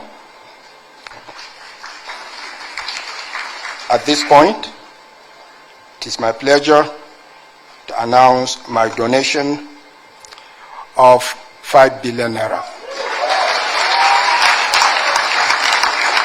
Thank you so very much for being part of this incredible initiative. I feel honored, General. Thank you, Excellency. Thank you, Mr. President. I will now hand over to General Agwai, a representative of General T.Y. Danjuma, to also announce his contribution. General, over to you. Your Excellency, the President and Commander-in-Chief of Nigerian Armed Forces, former heads of state, distinguished ladies and gentlemen, there are too many people, I don't know where to start, but I bring you greetings from my professional grandfather, and I will explain. When General T.Y. Danjuma called me and directed me to represent him, he wished he was here and he had planned to be here, but because of ill health, he couldn't make it and he directed me to represent him. I say he's my grandfather, my professional grandfather, because he told me, and I have also known, that he mentored the author of the book that we are launching today. And the author of the book mentored me as a cadet in 1970. And that relationship continued, that I served under him as a staff officer. One time I was his military assistant, and just as his father, General T.Y. Danjuma, mentored him, he became Chief of Army Staff. He also mentored me, and I was lucky to become Chief of Army Staff. And today, I count myself very lucky that I am in a square. General Yakubu Gowon, who I earned my commission when he was the president of this country under him, is here. General Babangida, who mentored me from cadethood up to where I reached, is here. The chairman of today's occasion, who thought me worthy, he made me Chief of Army Staff and Chief of Defense Staff. So I am in the midst of those who have meant so much in my growth, including my constant mentor, General Abdulsalami Abubakar. Before I read the comment by my professional grandfather, I want to also thank heavens for the opportunity to come very close to the governor, to the former president of Sierra Leone, Koroma. People have said that there is a resemblance between me and him. I don't know about that. But one thing I know, I traversed all the nooks and corners of Sierra Leone when I was a deputy force commander of UNAMSIL, and I was influential in one way or the other in the most thorough disarmament we have ever had in the world in Kono, district of Sierra Leone. So it's great to see you, Mr. President, and I hope one day I will be lucky to shake your hand. Now, let me go to the comment of remarks by General T.Y. Danjuma, Grand Commander of the Order of Niger, Nigerian Army Medal, PSC. He said, the intrinsic worth of the Presidential Library is premised on the fact that it is an archival center where documents and artifacts of countries' presidents are kept for research, references, and prosperity, as it is open to the public. In Africa, Nigeria has spearheaded the perpetuity of the presidential library system in Africa. Such, we expect that Ibrahim Badamasi Babangida, IBB for short, presidential library will consist of documents and artifacts from 27th of August 1985 to 27th of August 1993.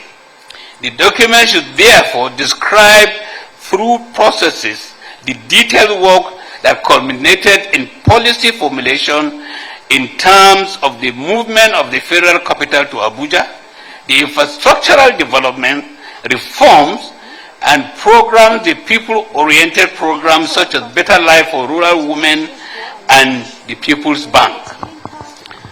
Concomitantly, they are also expected to address the controversies such as the decision to annul the June 12, 1993 presidential election that the book reviewer have told us more about.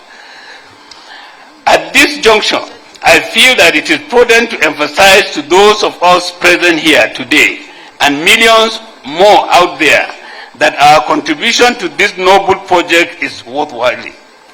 It is important for us to learn from history to avoid trying to reinvent an existing wheel or repeat the past mistakes. As such, the Presidential Library becomes a vital catalyst through which the research and innovation capacity in our government provide for the resurgence of our nation, and this sleeping giant of Africa will reawake to its responsibility. The public may not be aware the fact that the project we are about to raise funds for is not completely new. Rather, its nucleus have been established since 1998. Alhaji Muazu Wali is best placed to speak on the nucleus together with the complexity of the planning, coordination, tracking, and movement of documents and artifacts that will be housed in the Presidential Library.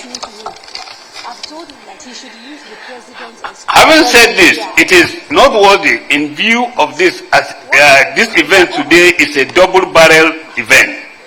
You can either put your safety catch in fire and fire a single shot by purchasing only the much anticipated autobiography of the former president and commander-in-chief, General Ibrahim Badamasi Babangida, Grand Commander of the Order of the Federal Republic, Nigerian Army Medal, MNI, A Journey in Service for yourselves, friends, organization, and institution, or you concentrate your donation or donations to the IBB Presidential Library. Alternatively, you could fire a double shot by purchasing the autobiography and contributing handsomely to the library project. As for myself, that is General T.Y. Danjuma, not me, I will switch to automatic and fire a double shot because we served in the military together with IBB, where he showed strength, courage, and stood firm in the faith of the unity and greatness of this country. He has remained one of my confidants both in and out of military service. Above all, he was completely loyal to me as his Chief of Army Staff. He was loyal to the military profession and most importantly, to the nation Nigeria. I therefore launched the book A Journey in Service, where I would want 10 copies and to donate with my junior brother, not me, General again, to the IBB Presidential Library. He is pledging to donate 3 billion naira. Mr. President, sir, Your Excellencies, distinguished ladies and gentlemen, we're going to keep the rest of the launches to 5 minutes. Please assist me to do that. A person who has given great support to the project from the start is none other than Mrs. Florence Alakija of Fan for Oil and the Rose of Sharon Group. She will say a few words, and then I will invite, and I would like them to come up now, most distinguished Senator Abel Wadada, representing the Senate President, and I believe the Right Honorable Speaker of the House of Representatives, Tajuddin Abbas, is here, and he will please come also on stage. Mrs. Florence Alakija. She'll be speaking from her seat. As she prepares to speak, we will unveil the book. Please go ahead. Your Excellency, President Bola Ahmed Tinubu, all past presidents and vice presidents,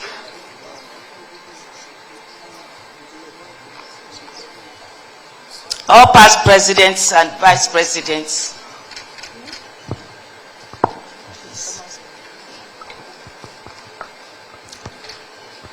ladies and gentlemen, Your Excellency, General Babangida, retired, GCFR, former military governor, president of the Federal Republic of Nigeria,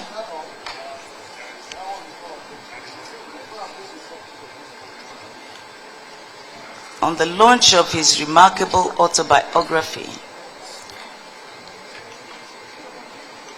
This literary work stands as a testament to a life dedicated to public service, first as an officer and a president. It not only chronicles your achievements, but also professes your humanity that is not immune to making mistakes, and that is highly commendable. May this book inspire dialogue, understanding, and a deeper appreciation of not just your journey, but our nation's journey.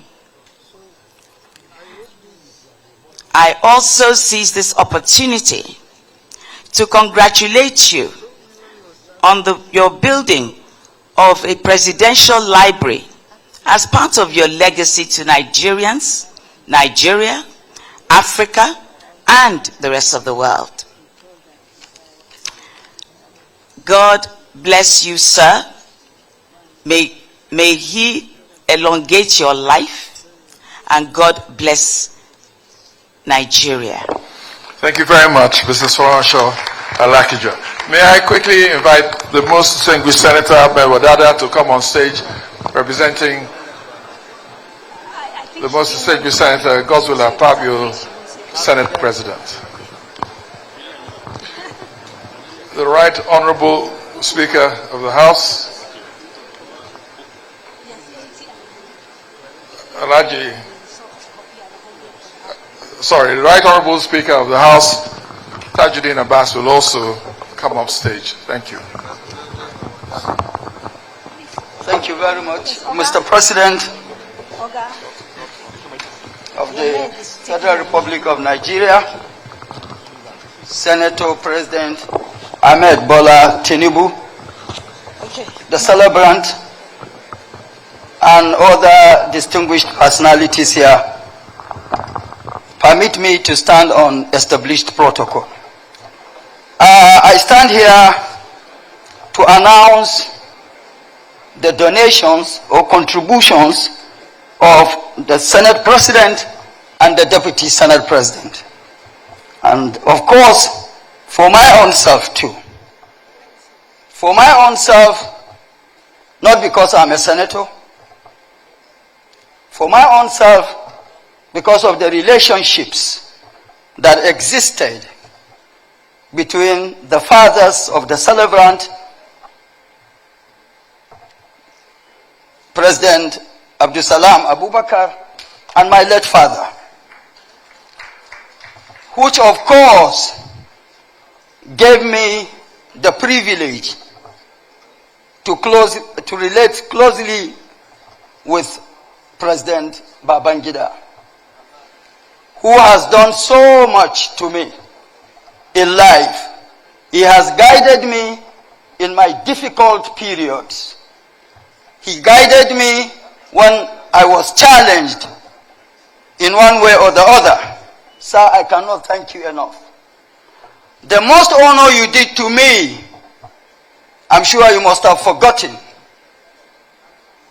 In the year 2012, a senior discussion erupted between you and the chairman of the occasion. I wish he's still here, President Obasanjo, and the two of you gave me the privilege to be between the two of you back to back. May the Lord reward the two of you abundantly for that. For the Senate President, he said I should announce 50 million for him. The Deputy Senate President, 20 million. And for me, I am going to announce what I'm going to announce, but it may be paid by some other people. For me, 10 million naira. Thank you. Thank you, most distinguished Senator Ahmed Wadada. And I do remind you that if we want to keep Mr. President here any longer, there will be no long speeches. May I now invite the Speaker of the House, Right Honorable Tajuddin Abbas.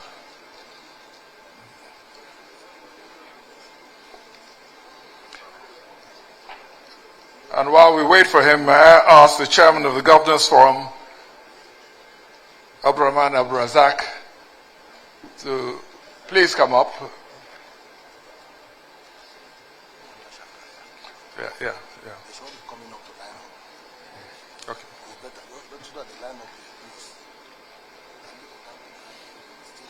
While he comes on stage, may I ask Monsignor Chike Obi, Chairman of Fidelity Bank, also to come up. Sir. The President, Commander-in-Chief of the Nigerian Armed Forces, Asiwaju Bola Ahmed Tinubu, the Jagaban of Ogun, distinguished ladies and gentlemen, gentlemen of the press. Well, I'd say congratulations to, as we know him, IBB for this book launch. It's a bold move indeed. Now, on behalf of the Nigerian Governors Forum, all our members, we're going to make a handsome donation, which I will not announce, but you'll get your alert in the month of March. Thank you very much.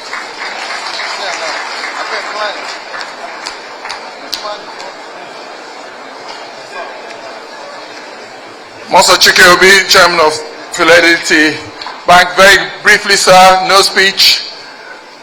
Much as I know that you would like to, but we cannot spare the time. Thank you, sir. Your Excellency, President of Federal Republic of Nigeria, Senator Bola Ahmed Tinubu, I'm wearing two hats here. The first hat is as Chairman of Fidelity Bank, and we will pledge, well, I think we've already donated 50 million naira for the launch of the book. But I must beg your indulgence to tell a story which I believe illustrates the person and humanity of General Babangida. I hope you remember this occasion, sir. Many years after he left office, my father, Professor Chike Obi, came to visit you in Minna. After the visit, you walked him out to the door and you said, "Where's your car? Where's your driver?" And my father said, "I took the public transportation. I don't have a car." And immediately, you asked your driver to drive up in your car, a Peugeot 504, and you gifted my father that car on that occasion. He told us the story. He told the story to the rest of his life. We, the Chike Obis, have appreciated you for that gesture of goodness and humanity. And so I, as a person, trying to figure out what a 504 will cost today, will pledge 100 million personally to your library. Thank you. Thank you very much, the Chairman of Fidelity Bank, Mr. Chike Obi. Could I invite Alhaji Aliko Dangote to please come on stage, Movia, Tony, Lumelu. These are all gentlemen you're all familiar with. We need to ask them to come up very quickly one by one. And before, as Aliko Dangote is coming on stage, Kadari Ahmed, please. Yeah, it's really important that we announce Mrs. Alakija has already paid her donation. She didn't wait for this event. She already gave us money well ahead of time. And so please, a round of applause for her. Thank you. Mrs. Bola Shagaya, please get ready to come up soon. Thank you. Your Excellency, Mr. President, President Bola Ahmed Tinubu, our leader, former President Ibrahim Babangida, the boss, former head of state, General Yakubu Gawan, other heads of states that are here, former President of Ghana, former President of Sierra Leone, our former Vice Presidents, the families of General Babangida, whom I'm part of. Your Excellency, I would like to stand right here and thank you so much for what you did for Nigeria. A lot of people, they actually don't know, they are not aware. You are the one that established the private sector in Nigeria. Anybody in private sector today that is somebody was actually created by you. Reason why you gave us licenses, I remember that we used to struggle to go and get licenses through Indians. Your Excellency, in 1986, you abolished the requirement of import licenses, and that is why we grew, to the highest level. I remember one day, you gave almost 30 of us banking licenses. You also took 5 Nigerians and asked them to go and pay 1 million naira each for block of oil, oil blocks. Your Excellency, I can continue to count on and on for that singular act that you did. That is why Nigeria has more private sector than the entire African continent. It is only in Nigeria where actually government contribution to GDP is only 15%. The rest is coming from the private sector. So I want to thank you, and I'm sure future leaders will continue to do so, because you are one leader that realized right from the beginning that you cannot clap with one hand. And that's why you took government on this side and private sector on this side and you clap. So, Your Excellency, I know that this project is going to, with what I have seen, is going to take minimum, I think, about 4 years to deliver this. And Your Excellency, I want to contribute 2 billion naira every year for the next 4 years, which is 8 billion. And if the project drags more than 4 years, I will continue to pay 2 billion every year. Thank you very much. Alhaji Aliko Dangote, always on point. Ladies and gentlemen, just to let you know, there are only 2 more people that are going to come and donate on stage. Mohamed Babangida, please get ready to do the vote of thanks immediately they're done. Mr. Tony Elumelu, if you're standing by, and Chief Arthur Eze, Aigboje Aikimokede, and Mrs. Bola Shagaya, who I can see is already making her way.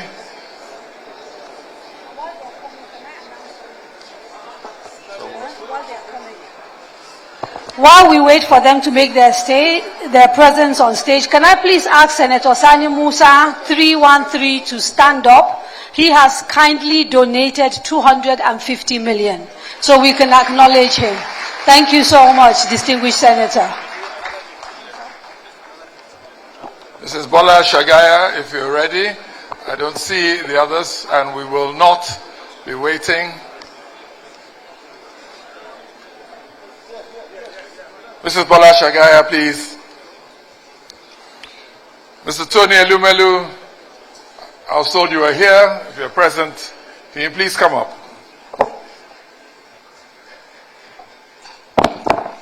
Your Excellency, Mr. President, Excellencies, distinguished ladies and gentlemen, please allow me to stand on existing protocol.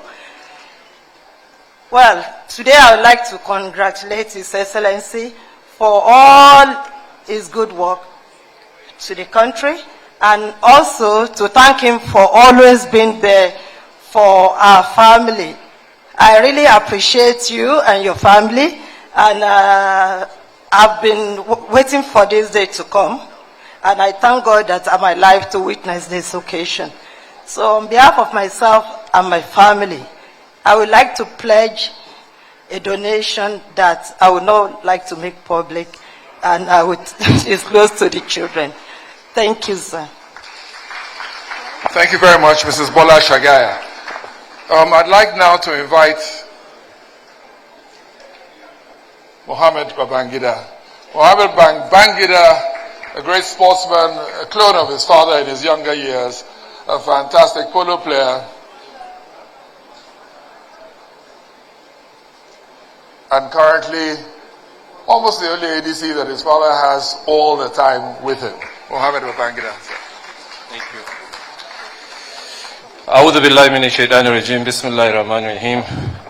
Your Excellency, the President of the Federal Republic of Nigeria, Senator Bola Ahmed Tinubu, Your Excellencies, the former heads of states, Your Excellency, the former President of Ghana and the former President of Sierra Leone, Your Excellencies, the former Vice Presidents that are here, Your Excellency, our former First Lady, and our dear mother, Justice Lami Fati Abubakar, Your Excellencies, the State Governors, Ministers, the Secretary to the Government of the Federation, distinguished Senators, Honorable Members of the National Assembly, the Chief of Staff to the President, eminent captains of industry, our esteemed Chief Launcher and co-launchers, organizers of this historic event, our book reviewer, Professor Yemi Osinbajo, SAN, former Vice President, and of course our national heroes, all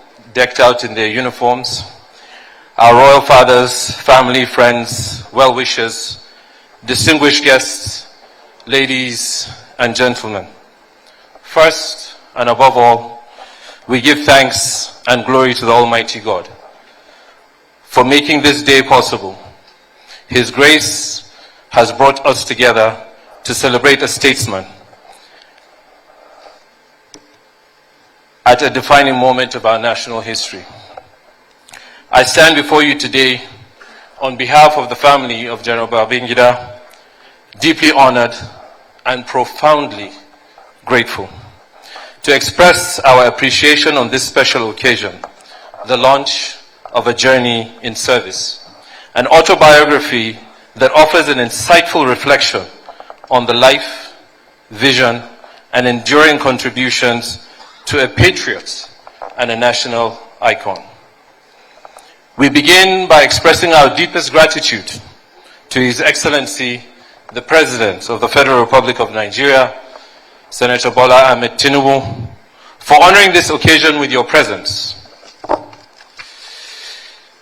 Your commitment to national development and your support for initiatives that preserve history and inspire future generations are truly commendable. A special appreciation goes to the distinguished chairman, former President Olusegun Obasanjo, for presiding over this historic occasion. Your contributions to national growth continue to shape our collective progress. We're equally grateful to Your Excellency, the former President of Ghana, Nana Akufo-Addo, for delivering today's keynote address. Your words have reinforced the bonds between our nations and underscored the importance of visionary service in shaping Africa's future. To the former heads of states and former vice presidents, your presence is a statement to brotherhood in governance and nation building. Your continued insights remain invaluable. Our heartfelt appreciation goes to all the distinguished guests who have come to support this cause. Your presence and generosity in advancing the Presidential Library fundraising demonstrates a collective commitment in preserving history and fostering intellectual growth. We extend our gratitude to our royal fathers. Your wisdom and influence continues to uphold the values and the tradition of unity of our great nation. To our chief launcher, the chairman of the BUA Group, Alhaji Abdul Samad Isiaka Rabiu, and our esteemed co-launchers, we deeply appreciate your generosity. Your contributions go beyond financial support. They symbolize a shared belief in honoring service and preserving history for future generations.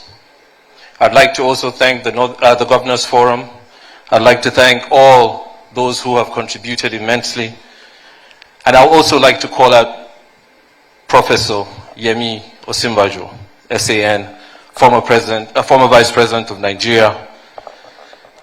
We express our sincere gratitude for your insightful review of this remarkable work. Your thoughtful analysis has deepened our understanding of its significance, making this occasion even more impactful. Thank you very much, sir. I would also like to acknowledge the family and close associates of General Ibrahim Badamasi Babangida, whose unwavering support, patience, and sacrifices have been instrumental throughout his years of service. One person who would have loved to be here today, who would have loved to share in this very special moment, would have been our dear mother and our late dear mother and the former First Lady of the Federal Republic of Nigeria, Dr. Mrs. Mariam Babangida. Inna lillahi wa inna ilayhi raji'un. May Allah grant her forgiveness and paradise. Our sincere gratitude also goes to the organizers of this event, whose tireless efforts and meticulous planning and dedication have made today a resounding success. Your hard work and dedication have ensured that this occasion is not just a celebration, but a milestone in preserving history. Finally,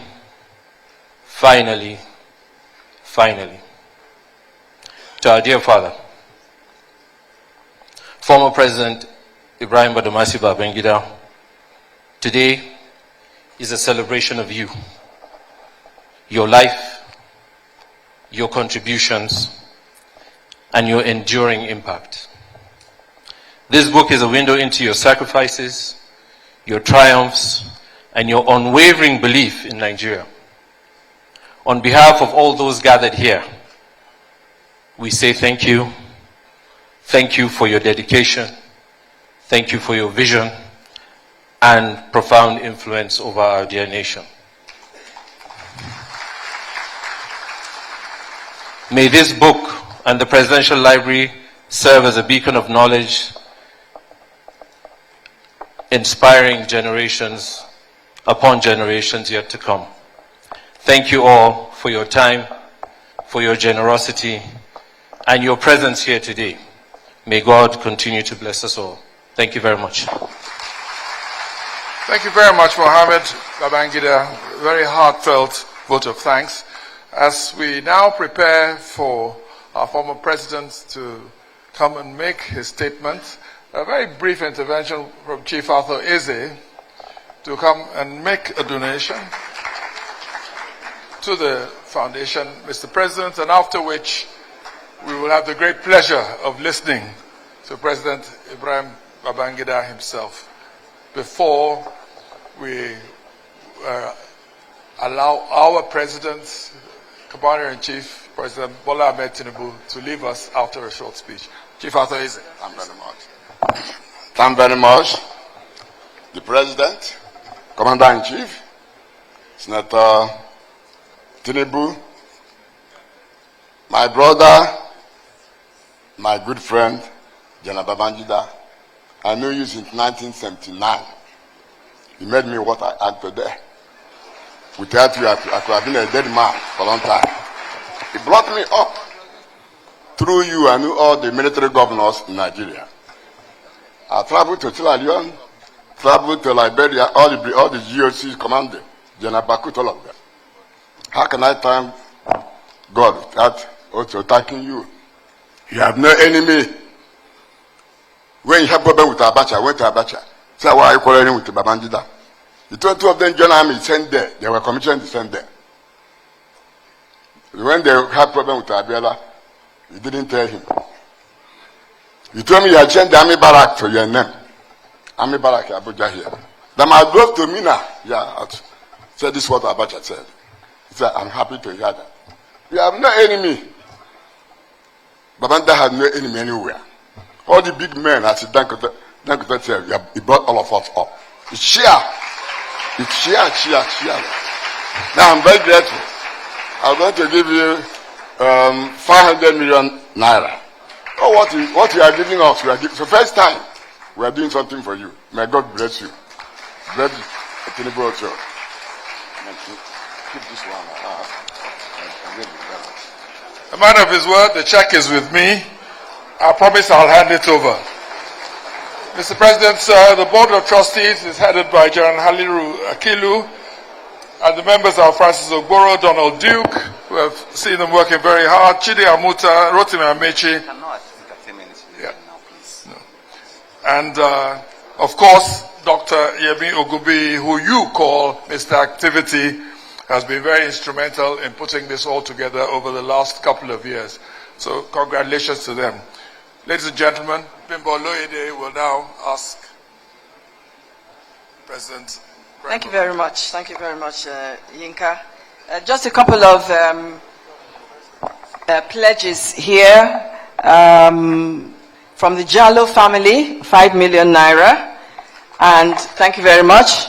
And from Muniru Jafaru, OFR, MNI, also 5 million naira.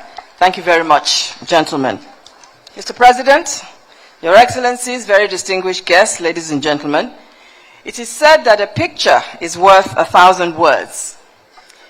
You know, in a few days' time, someone is going to open a glossy photograph album and look at the photographs of this event. Maybe somebody else will pick up their device, access YouTube, and then they'll see coverage of this event. And I wonder, what will they see? They will see irrefutable evidence that on February 20th, 2025, Nigeria's president, a former Ghanaian president, a former Sierra Leonean president, former Nigerian presidents, former vice presidents, one of whom rendered a masterful review of the latest book in town, they all graced this auditorium. They will see that Nigeria's political elite were here. They will see that traditional rulers left their domains to participate in today's proceedings. They will see that captains of industry, media moguls, and thought leaders unanimously decided that this story would not be told without them. Well, we thank God that the celebrant is here personally. He's here to thank you for your support. He is here to keep a date with history and posterity. He is here, ladies and gentlemen, for you. Mr. President, Your Excellencies, very distinguished guests, ladies and gentlemen, please welcome a soldier, a colleague, a mentor, a friend, a strategist, an elder statesman, a husband, a father, a grandfather, a former president of the Federal Republic of Nigeria, and now the author of A Journey in Service, General Ibrahim Babangida, GCFR.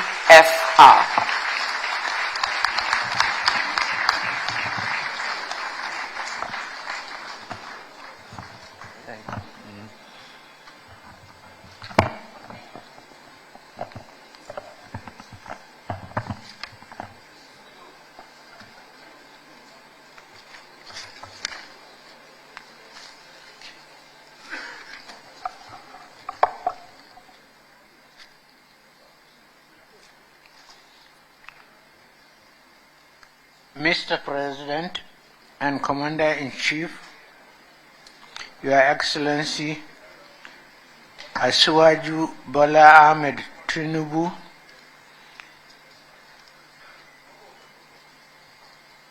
the Asiwaju of the universe,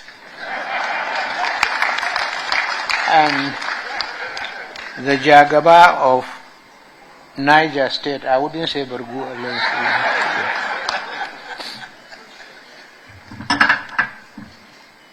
Very distinguished General Yakubu Gawan, the chairman of today's event, General Olusegun Obasanjo, other past Nigerian President,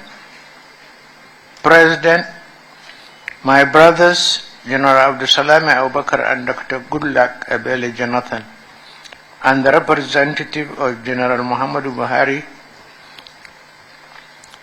my brother and statesman Nana Akufo-Addo, immediate past president of the Republic of Ghana, former Nigerian presidents, vice presidents, Alhaji Atiku Abubakar, Alhaji Namadi Sambo, and Professor Yemi Osinbajo,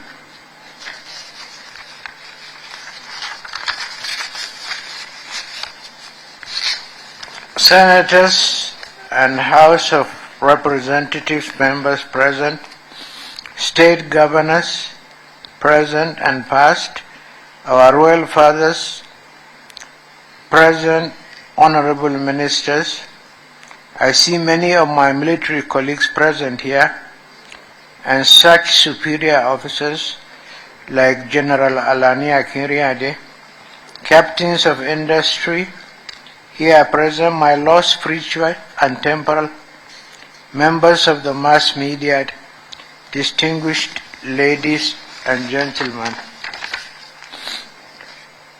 Your presence here today is not just a matter of convenience, but as testament to the significance of this event. I sincerely appreciate you have taken time from your busy schedule to share this moment of memory with us. Your presence is not just invaluable, it is very essence of this gathering, and I am eternally grateful to your gesture. I salute the President, our President and Commander-in-Chief, His Excellency Asiwaju Bola Ahmed Tinubu, for finding time from his onerous assignment to honor us today.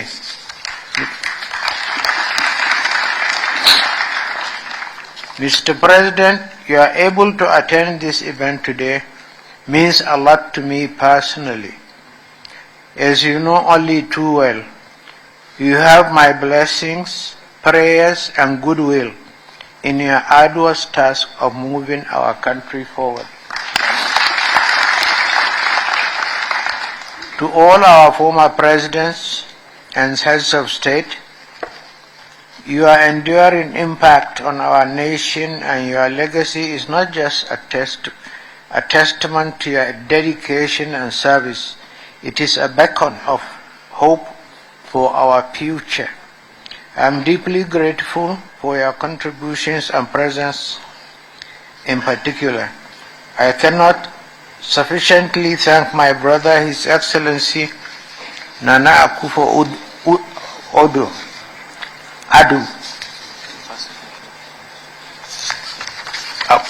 the immediate past president of the Republic of Ghana, for giving us the honor of delivering the keynote address.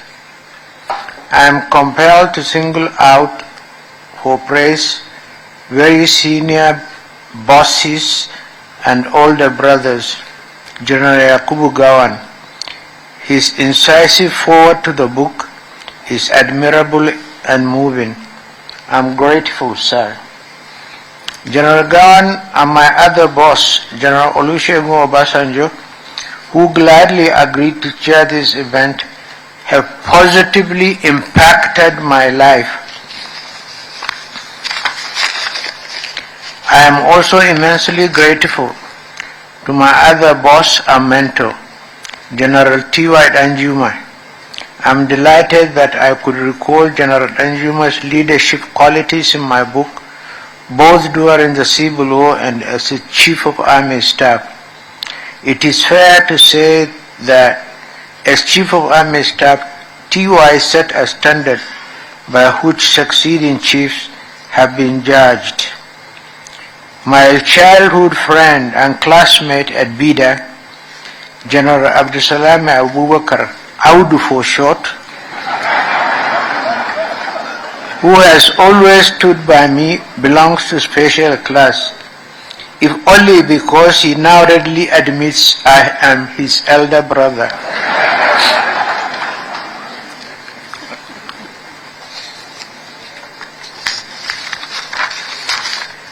I also thank my boss and our immediate past president and colleague, General Muhammad Buhari, who sent a lovely note a few days ago apologizing for his inability to be with us.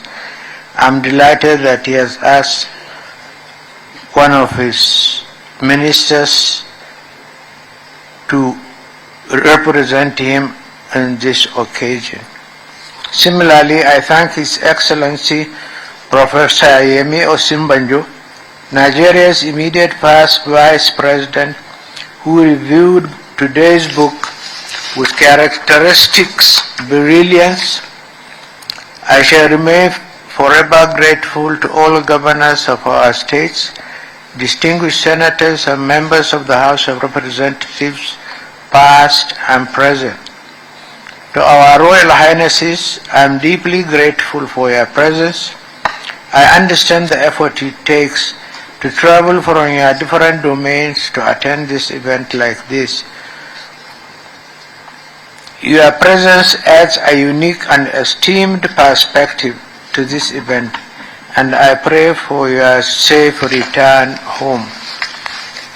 My deep appreciation of your presence and support is that of the captains of industry of our illustrious private sector will be eternally on record.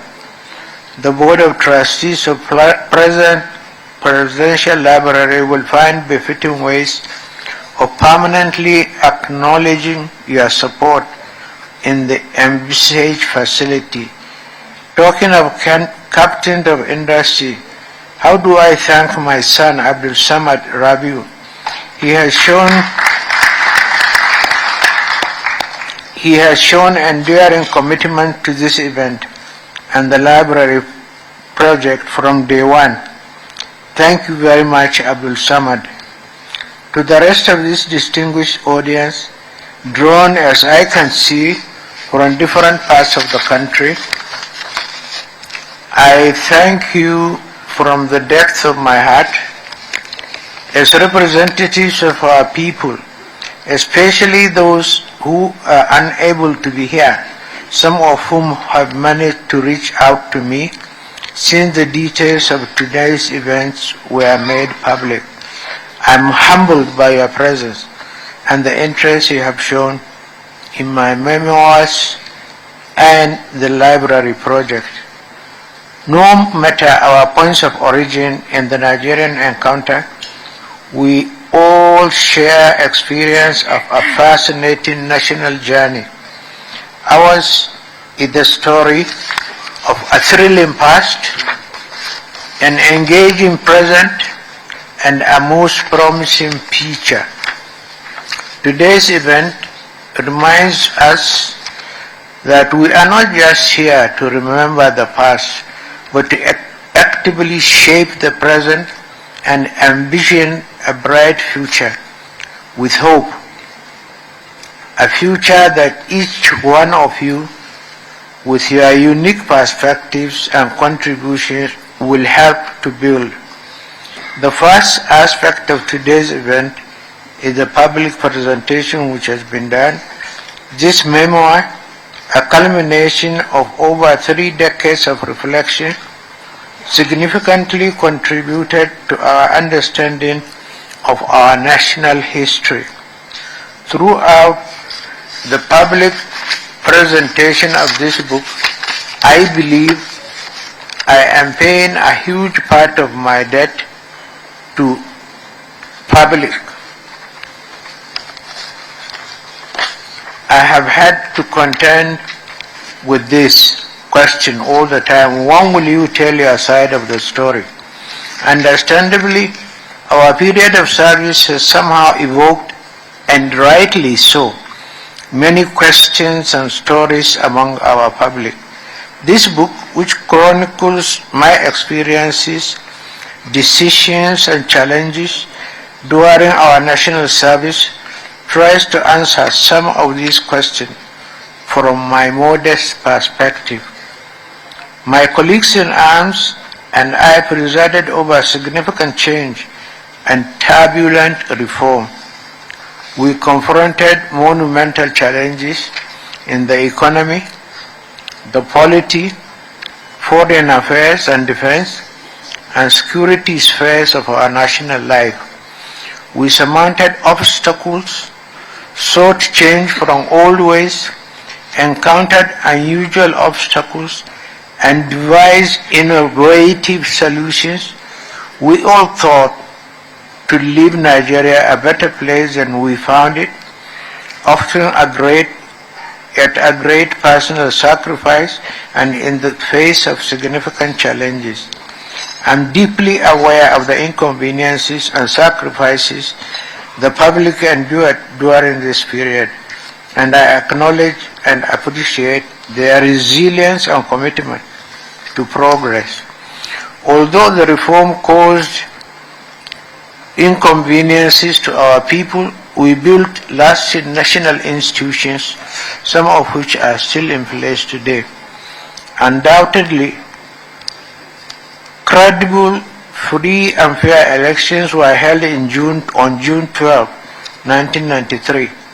However, the tragic irony of history remains that the administration that devised a near-perfect electoral system and conducted those near-perfect elections could not complete the process. That accident of history is most regrettable. The nation is entitled to expect my impression of regret.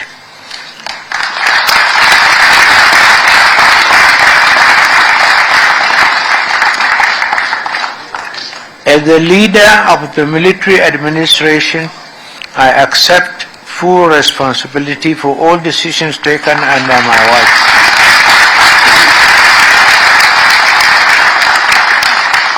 And June 12 happened under my watch. Mistakes, oversights, and missteps happen in quick succession. But I say in my book, in all matters we acted in the supreme national interest so that Nigeria could survive. Our nation's march to democracy was interrupted, a fact that I deeply regret, but Nigeria survived and democracy is still alive. a testament to our resilience and commitment to progress. This book is part of my personal story of that encounter with national history. I did not travel alone. I undertook the challenging work of leadership in the company of many patriots.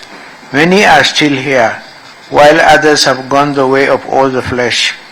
I cannot name all our allies and fellow travelers, but let me acknowledge the contributions of men like late Augustus Ihomu, Commodore Evitu Ukiwe, General Ike Nwachukwu, Professor Bolaji Akinyemi, Dr. Kalu Idika Kalu, Dr. Tunji Olabunju, Chief Olufalae Nahu Kabesi, the late Professor Oje Tunji Aboyade. By the way, he was an outstanding man. The late Alhaji Rilwanu Lukman, the late Professor Humphrey Umosu, the late Professor Omo Omorui, the late Professor Gurian Ezekwe, the late Professor Tam David West, the late Professor Babatunde Fafunwa, the late Professor Walikoe Ramson Kuti, the late Dr. Shatima Mustafa, the late Alhaji Bunu Sharif Musa, the late Rear Admiral Patrick Koshoni, Lieutenant General Alani Akinyade, General Ali Gusau, General Haliru Akilu, the former Senate President Brigadier David Mack, Brigadier General Tunde Ogweha, Colonel Abubakar Nengiwa Umar, the late UK Bello, the late General Nuhu Bomaji, Colonel Sambo Desuki, and a whole list of prominent colleagues. And friends of all of them, fellow travelers in the challenging work of leadership. The second aspect of today's event is establishing a befitting library, which I consider a tribute to history and a contribution to the world of knowledge and leadership. In this regard, I thank my friend and family member, our former Vice President, Namadi Sambo, who created a unique architectural design for the Presidential Library on my 80th birthday. I'm getting to 84. As you can see from the program details, it is an outstanding design. Thank you, Mr. Vice President. As leaders, our activities belong to history in the form of written records. These records will serve as evidence in chief for posterity long after we have gone. The proposed presidential library, which will house these records, would be a lasting tribute to our period of national service and a resource for future leaders and scholars to learn from our experience and decisions. As I understand it, members of the library board have in mind is a library as not a museum where treasured historical documents and books are left to dust. The plan is more of an interactive center for lively exchange among people of different backgrounds and generations. Once again, I sincerely appreciate and ensure your presence at this gathering. Your participation and the conversation following this event will undoubtedly contribute to better Nigeria. I'm grateful for your support and look forward to our shared journey towards brighter future. The task of recovering memory can never be easy. As I said in my acknowledgement pages in the book, apart from my publishers, Messrs. Bookcraft, headed by Mr. Bonkole Olaebi, in writing this book, I acquired debts of gratitude to several other persons that deserve mention. Dr. Yemi Ogumbi, otherwise Dr. Activity, Dr. Chidi Amuta, Mr. Abiola Phillips, Mr. Clement Hajimoku, and Mr. Toby Shenoy gave generously of their time, experience, and resourcefulness, not just in the area of research, but also in painstaking editorial work. I thank Mr. Oladimeji Bajela for the book Beautiful Design. Yemi Ogumbi's unwavering commitment to ensuring the expert production of the book and his tireless work towards realizing today's event will never be forgotten. Thank you, Dr. Activity. Yemi's effort and those of his colleagues were amply complemented by the commitment of other young friends and colleagues, such as Donald Duke, Rotimi Amechi, and Mr. Francis Ogoro, who made several trips to Mina for consultations in this project. My gratitude to these other friends who assisted in this program. Thinkers and persons of knowledge as possible, especially business, finance, and economics. I naturally started my consultation with those I had made practical contact with within the years. In this regard, I reached out to Professor Gabriel Olusanya. He impressed me greatly during my tenure at the National Institute of Policy and Strategic Studies. Through him, I expanded the contact of reputable Nigerians to consult on how best to design an appropriate economic reform agenda. In this regard, I contacted Professor Ojetunji Aboyare, Professor Ikenna Nzimiro, Chief Michael Omolaale, Professor Akimabo Gunje, and Dr. Chu Okongu. We could rely on the technocratic expertise and vast bureaucratic experience of men like Olufalae. Through Ike Nwachukwu, we had been since the military, when he was a military governor of Imo State. I engaged and incorporated Dr. Kalu Idika Kalu, who had done impressive work on the state's economy. Before that, he had worked at the World Bank and served as the Asian desk, where he garnered extensive knowledge on what became the Asian Tigers. In particular, his creative approach to rescuing the economy of Imo State made it possible and positive impression on me.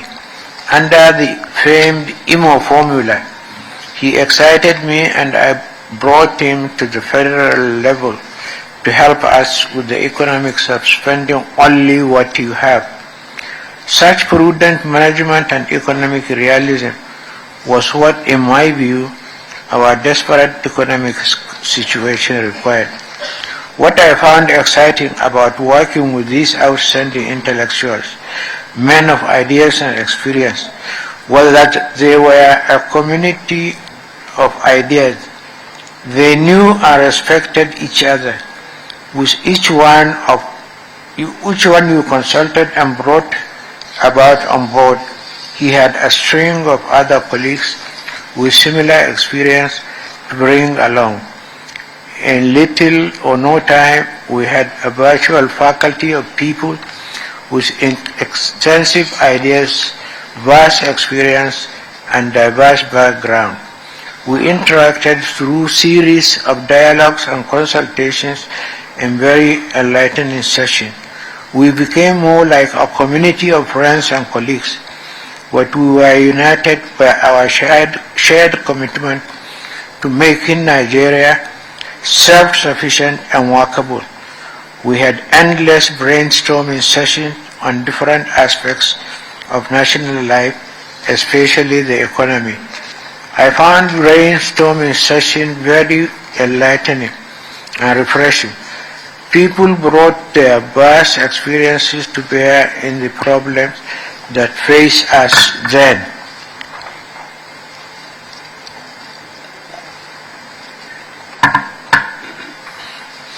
In particular, I recall the insights of Professor Ikena Jimiro, who brought a lot of life to our sessions by relating our present problems to his experiences from the past.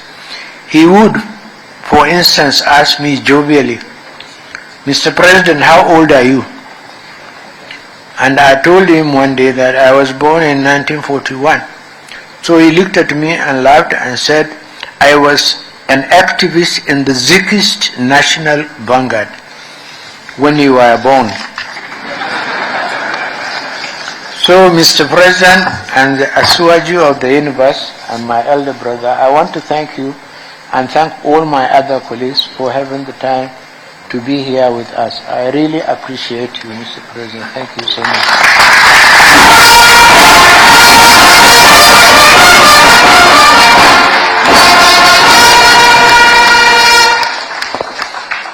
Mr. President, distinguished ladies and gentlemen, we thank very much President Ibrahim Badamasi Babangida for that wonderful speech.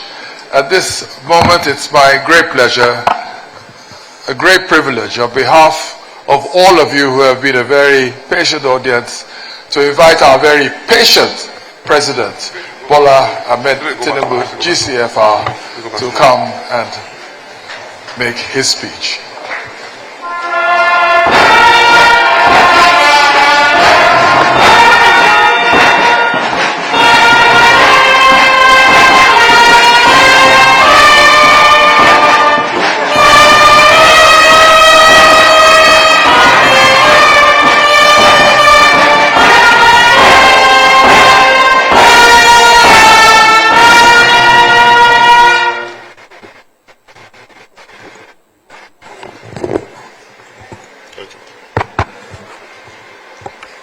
Thank you very much. Please have your seats.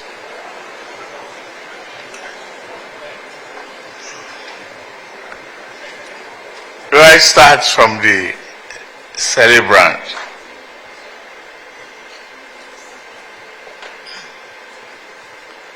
I listened to your remarks, your recollection of history, the team, the progressive ideas, the joy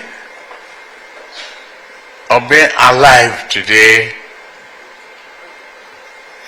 32 years after, to give us an account of stewardship, service. Your Excellencies, it is very difficult to find the array of people that are present here, if not because of your personality, character, and impact on our people. Nana Kufuado, thank you for that keynote remarks and your contribution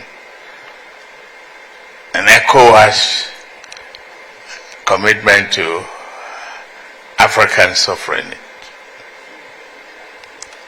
To Brother Kroma, well, I met you before I became a president, and I have interacted with you. Fate has brought us together again, not knowing you are close to our family. Thank all of you. To the father, General Gowon, I'm glad of the restoration of your ranks and everything. We learn history from you from the concept.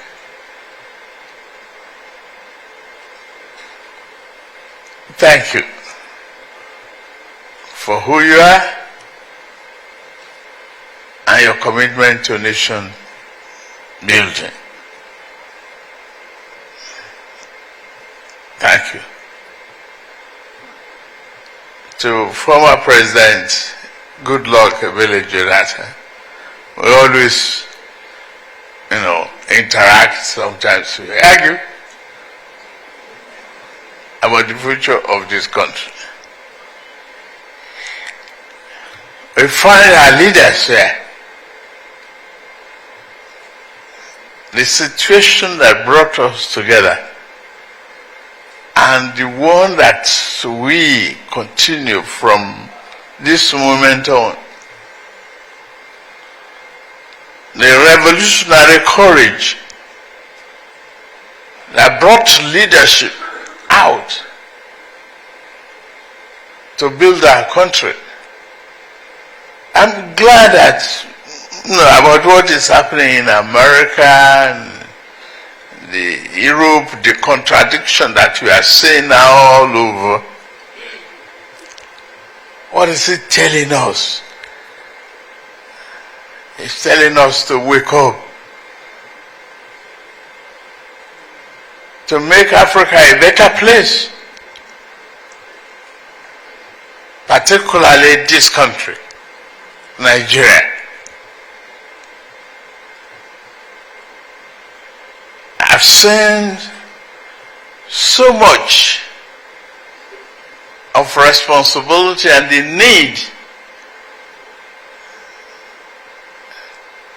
to take some decisions on behalf of this country.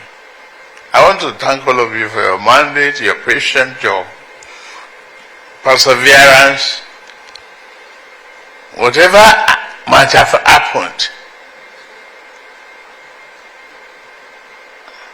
the hallmark of had the truth from our dear leader, father, uncle, General Ibrahim Babangida. Without you, people like me, I won't be in politics.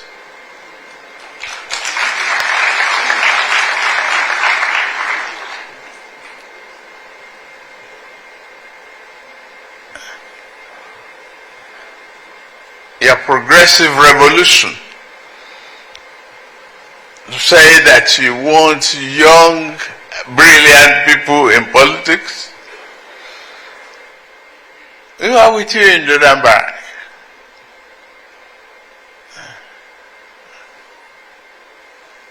You inspired some of us.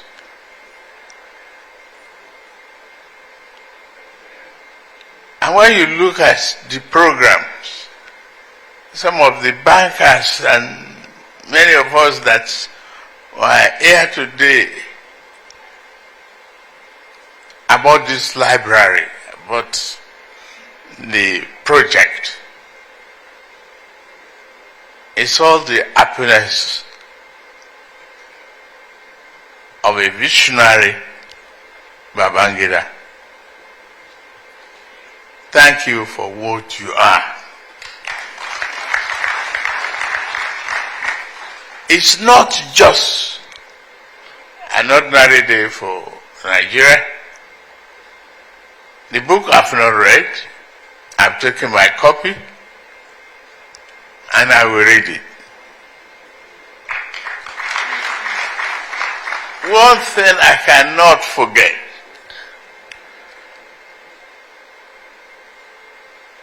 You are in office.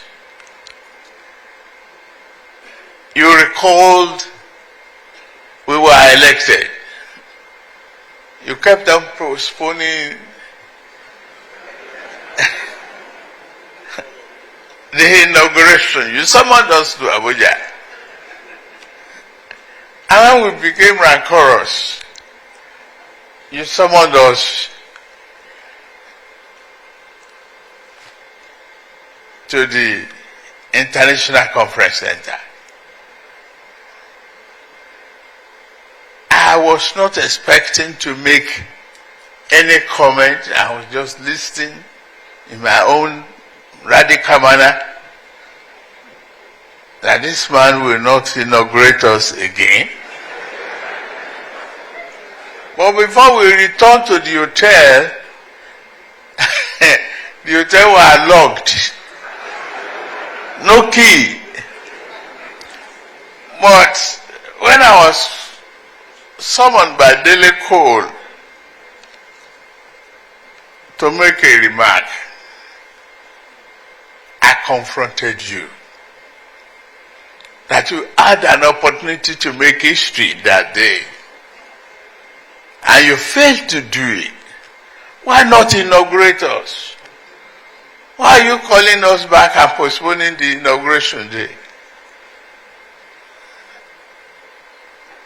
They thought I will end up in jail. You came out right at the end of the remark. You shook me. I can't forget that picture. You said, you are courageous. That's an inspiration that is so impactful in my own life. Just for what you are. The few hours to set a day like this, I put it together. For you, you deserve it.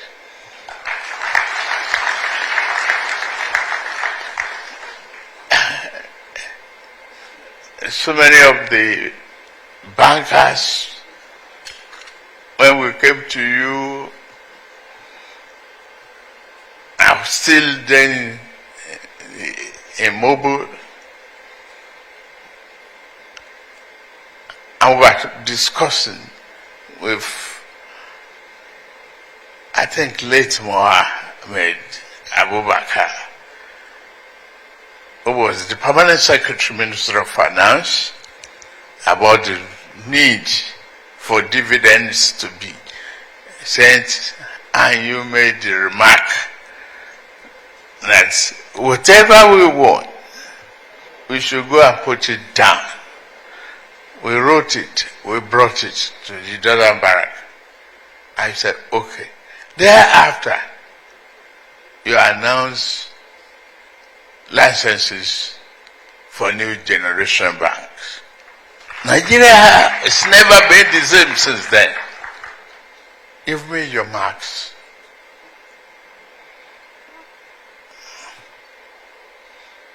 I'm glad of the revelation on the June 12th. On general, we just come here to pray for you, and listen to you carefully. I'm not here to read this speech. I'm here to pay homage.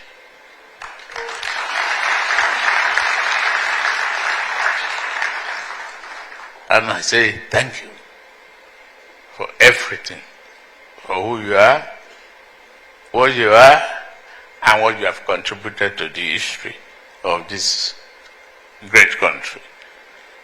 All I can promise as the president is to strive to do the best, put the best forward, take decisions, no matter how difficult they are, it's in the interest of the country. You have done so. You have laid the example. Thank you very much. Thank you very much, Mr. President. Mr. President, Your Excellencies, distinguished ladies and gentlemen, may I ask you to remain standing while Mr. President prepares and leaves. And the President's team says he has to leave. Please restrict yourself from coming to the front.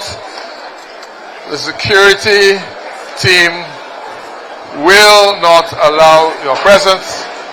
We'll continue. We'll continue after the departure of the President. He's talking to His Eminence, the Sultan of Sokoto at the moment. is saying farewell to President Ibrahim Badamasi Babangida, General Gawan, former President Goodluck Ebele Jonathan,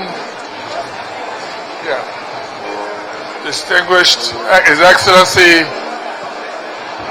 Kuruma President, former President of Sierra Leone, General Abdusalam Abubakar and his wife. Please do not come forward so as to allow the security team to enable the departure of the President without trampling you. We will have opportunity for a few more photographs to announce some pledges as you leave. On behalf of Bimbo Loyede Kajari Ahmed, thank you all for your patience. We hope you have enjoyed this occasion, a historical, monumental occasion in the history of the nation. Having so many former presidents, the President Commander-in-Chief is taking his leave now to the right. Could you please make way for Mr. President?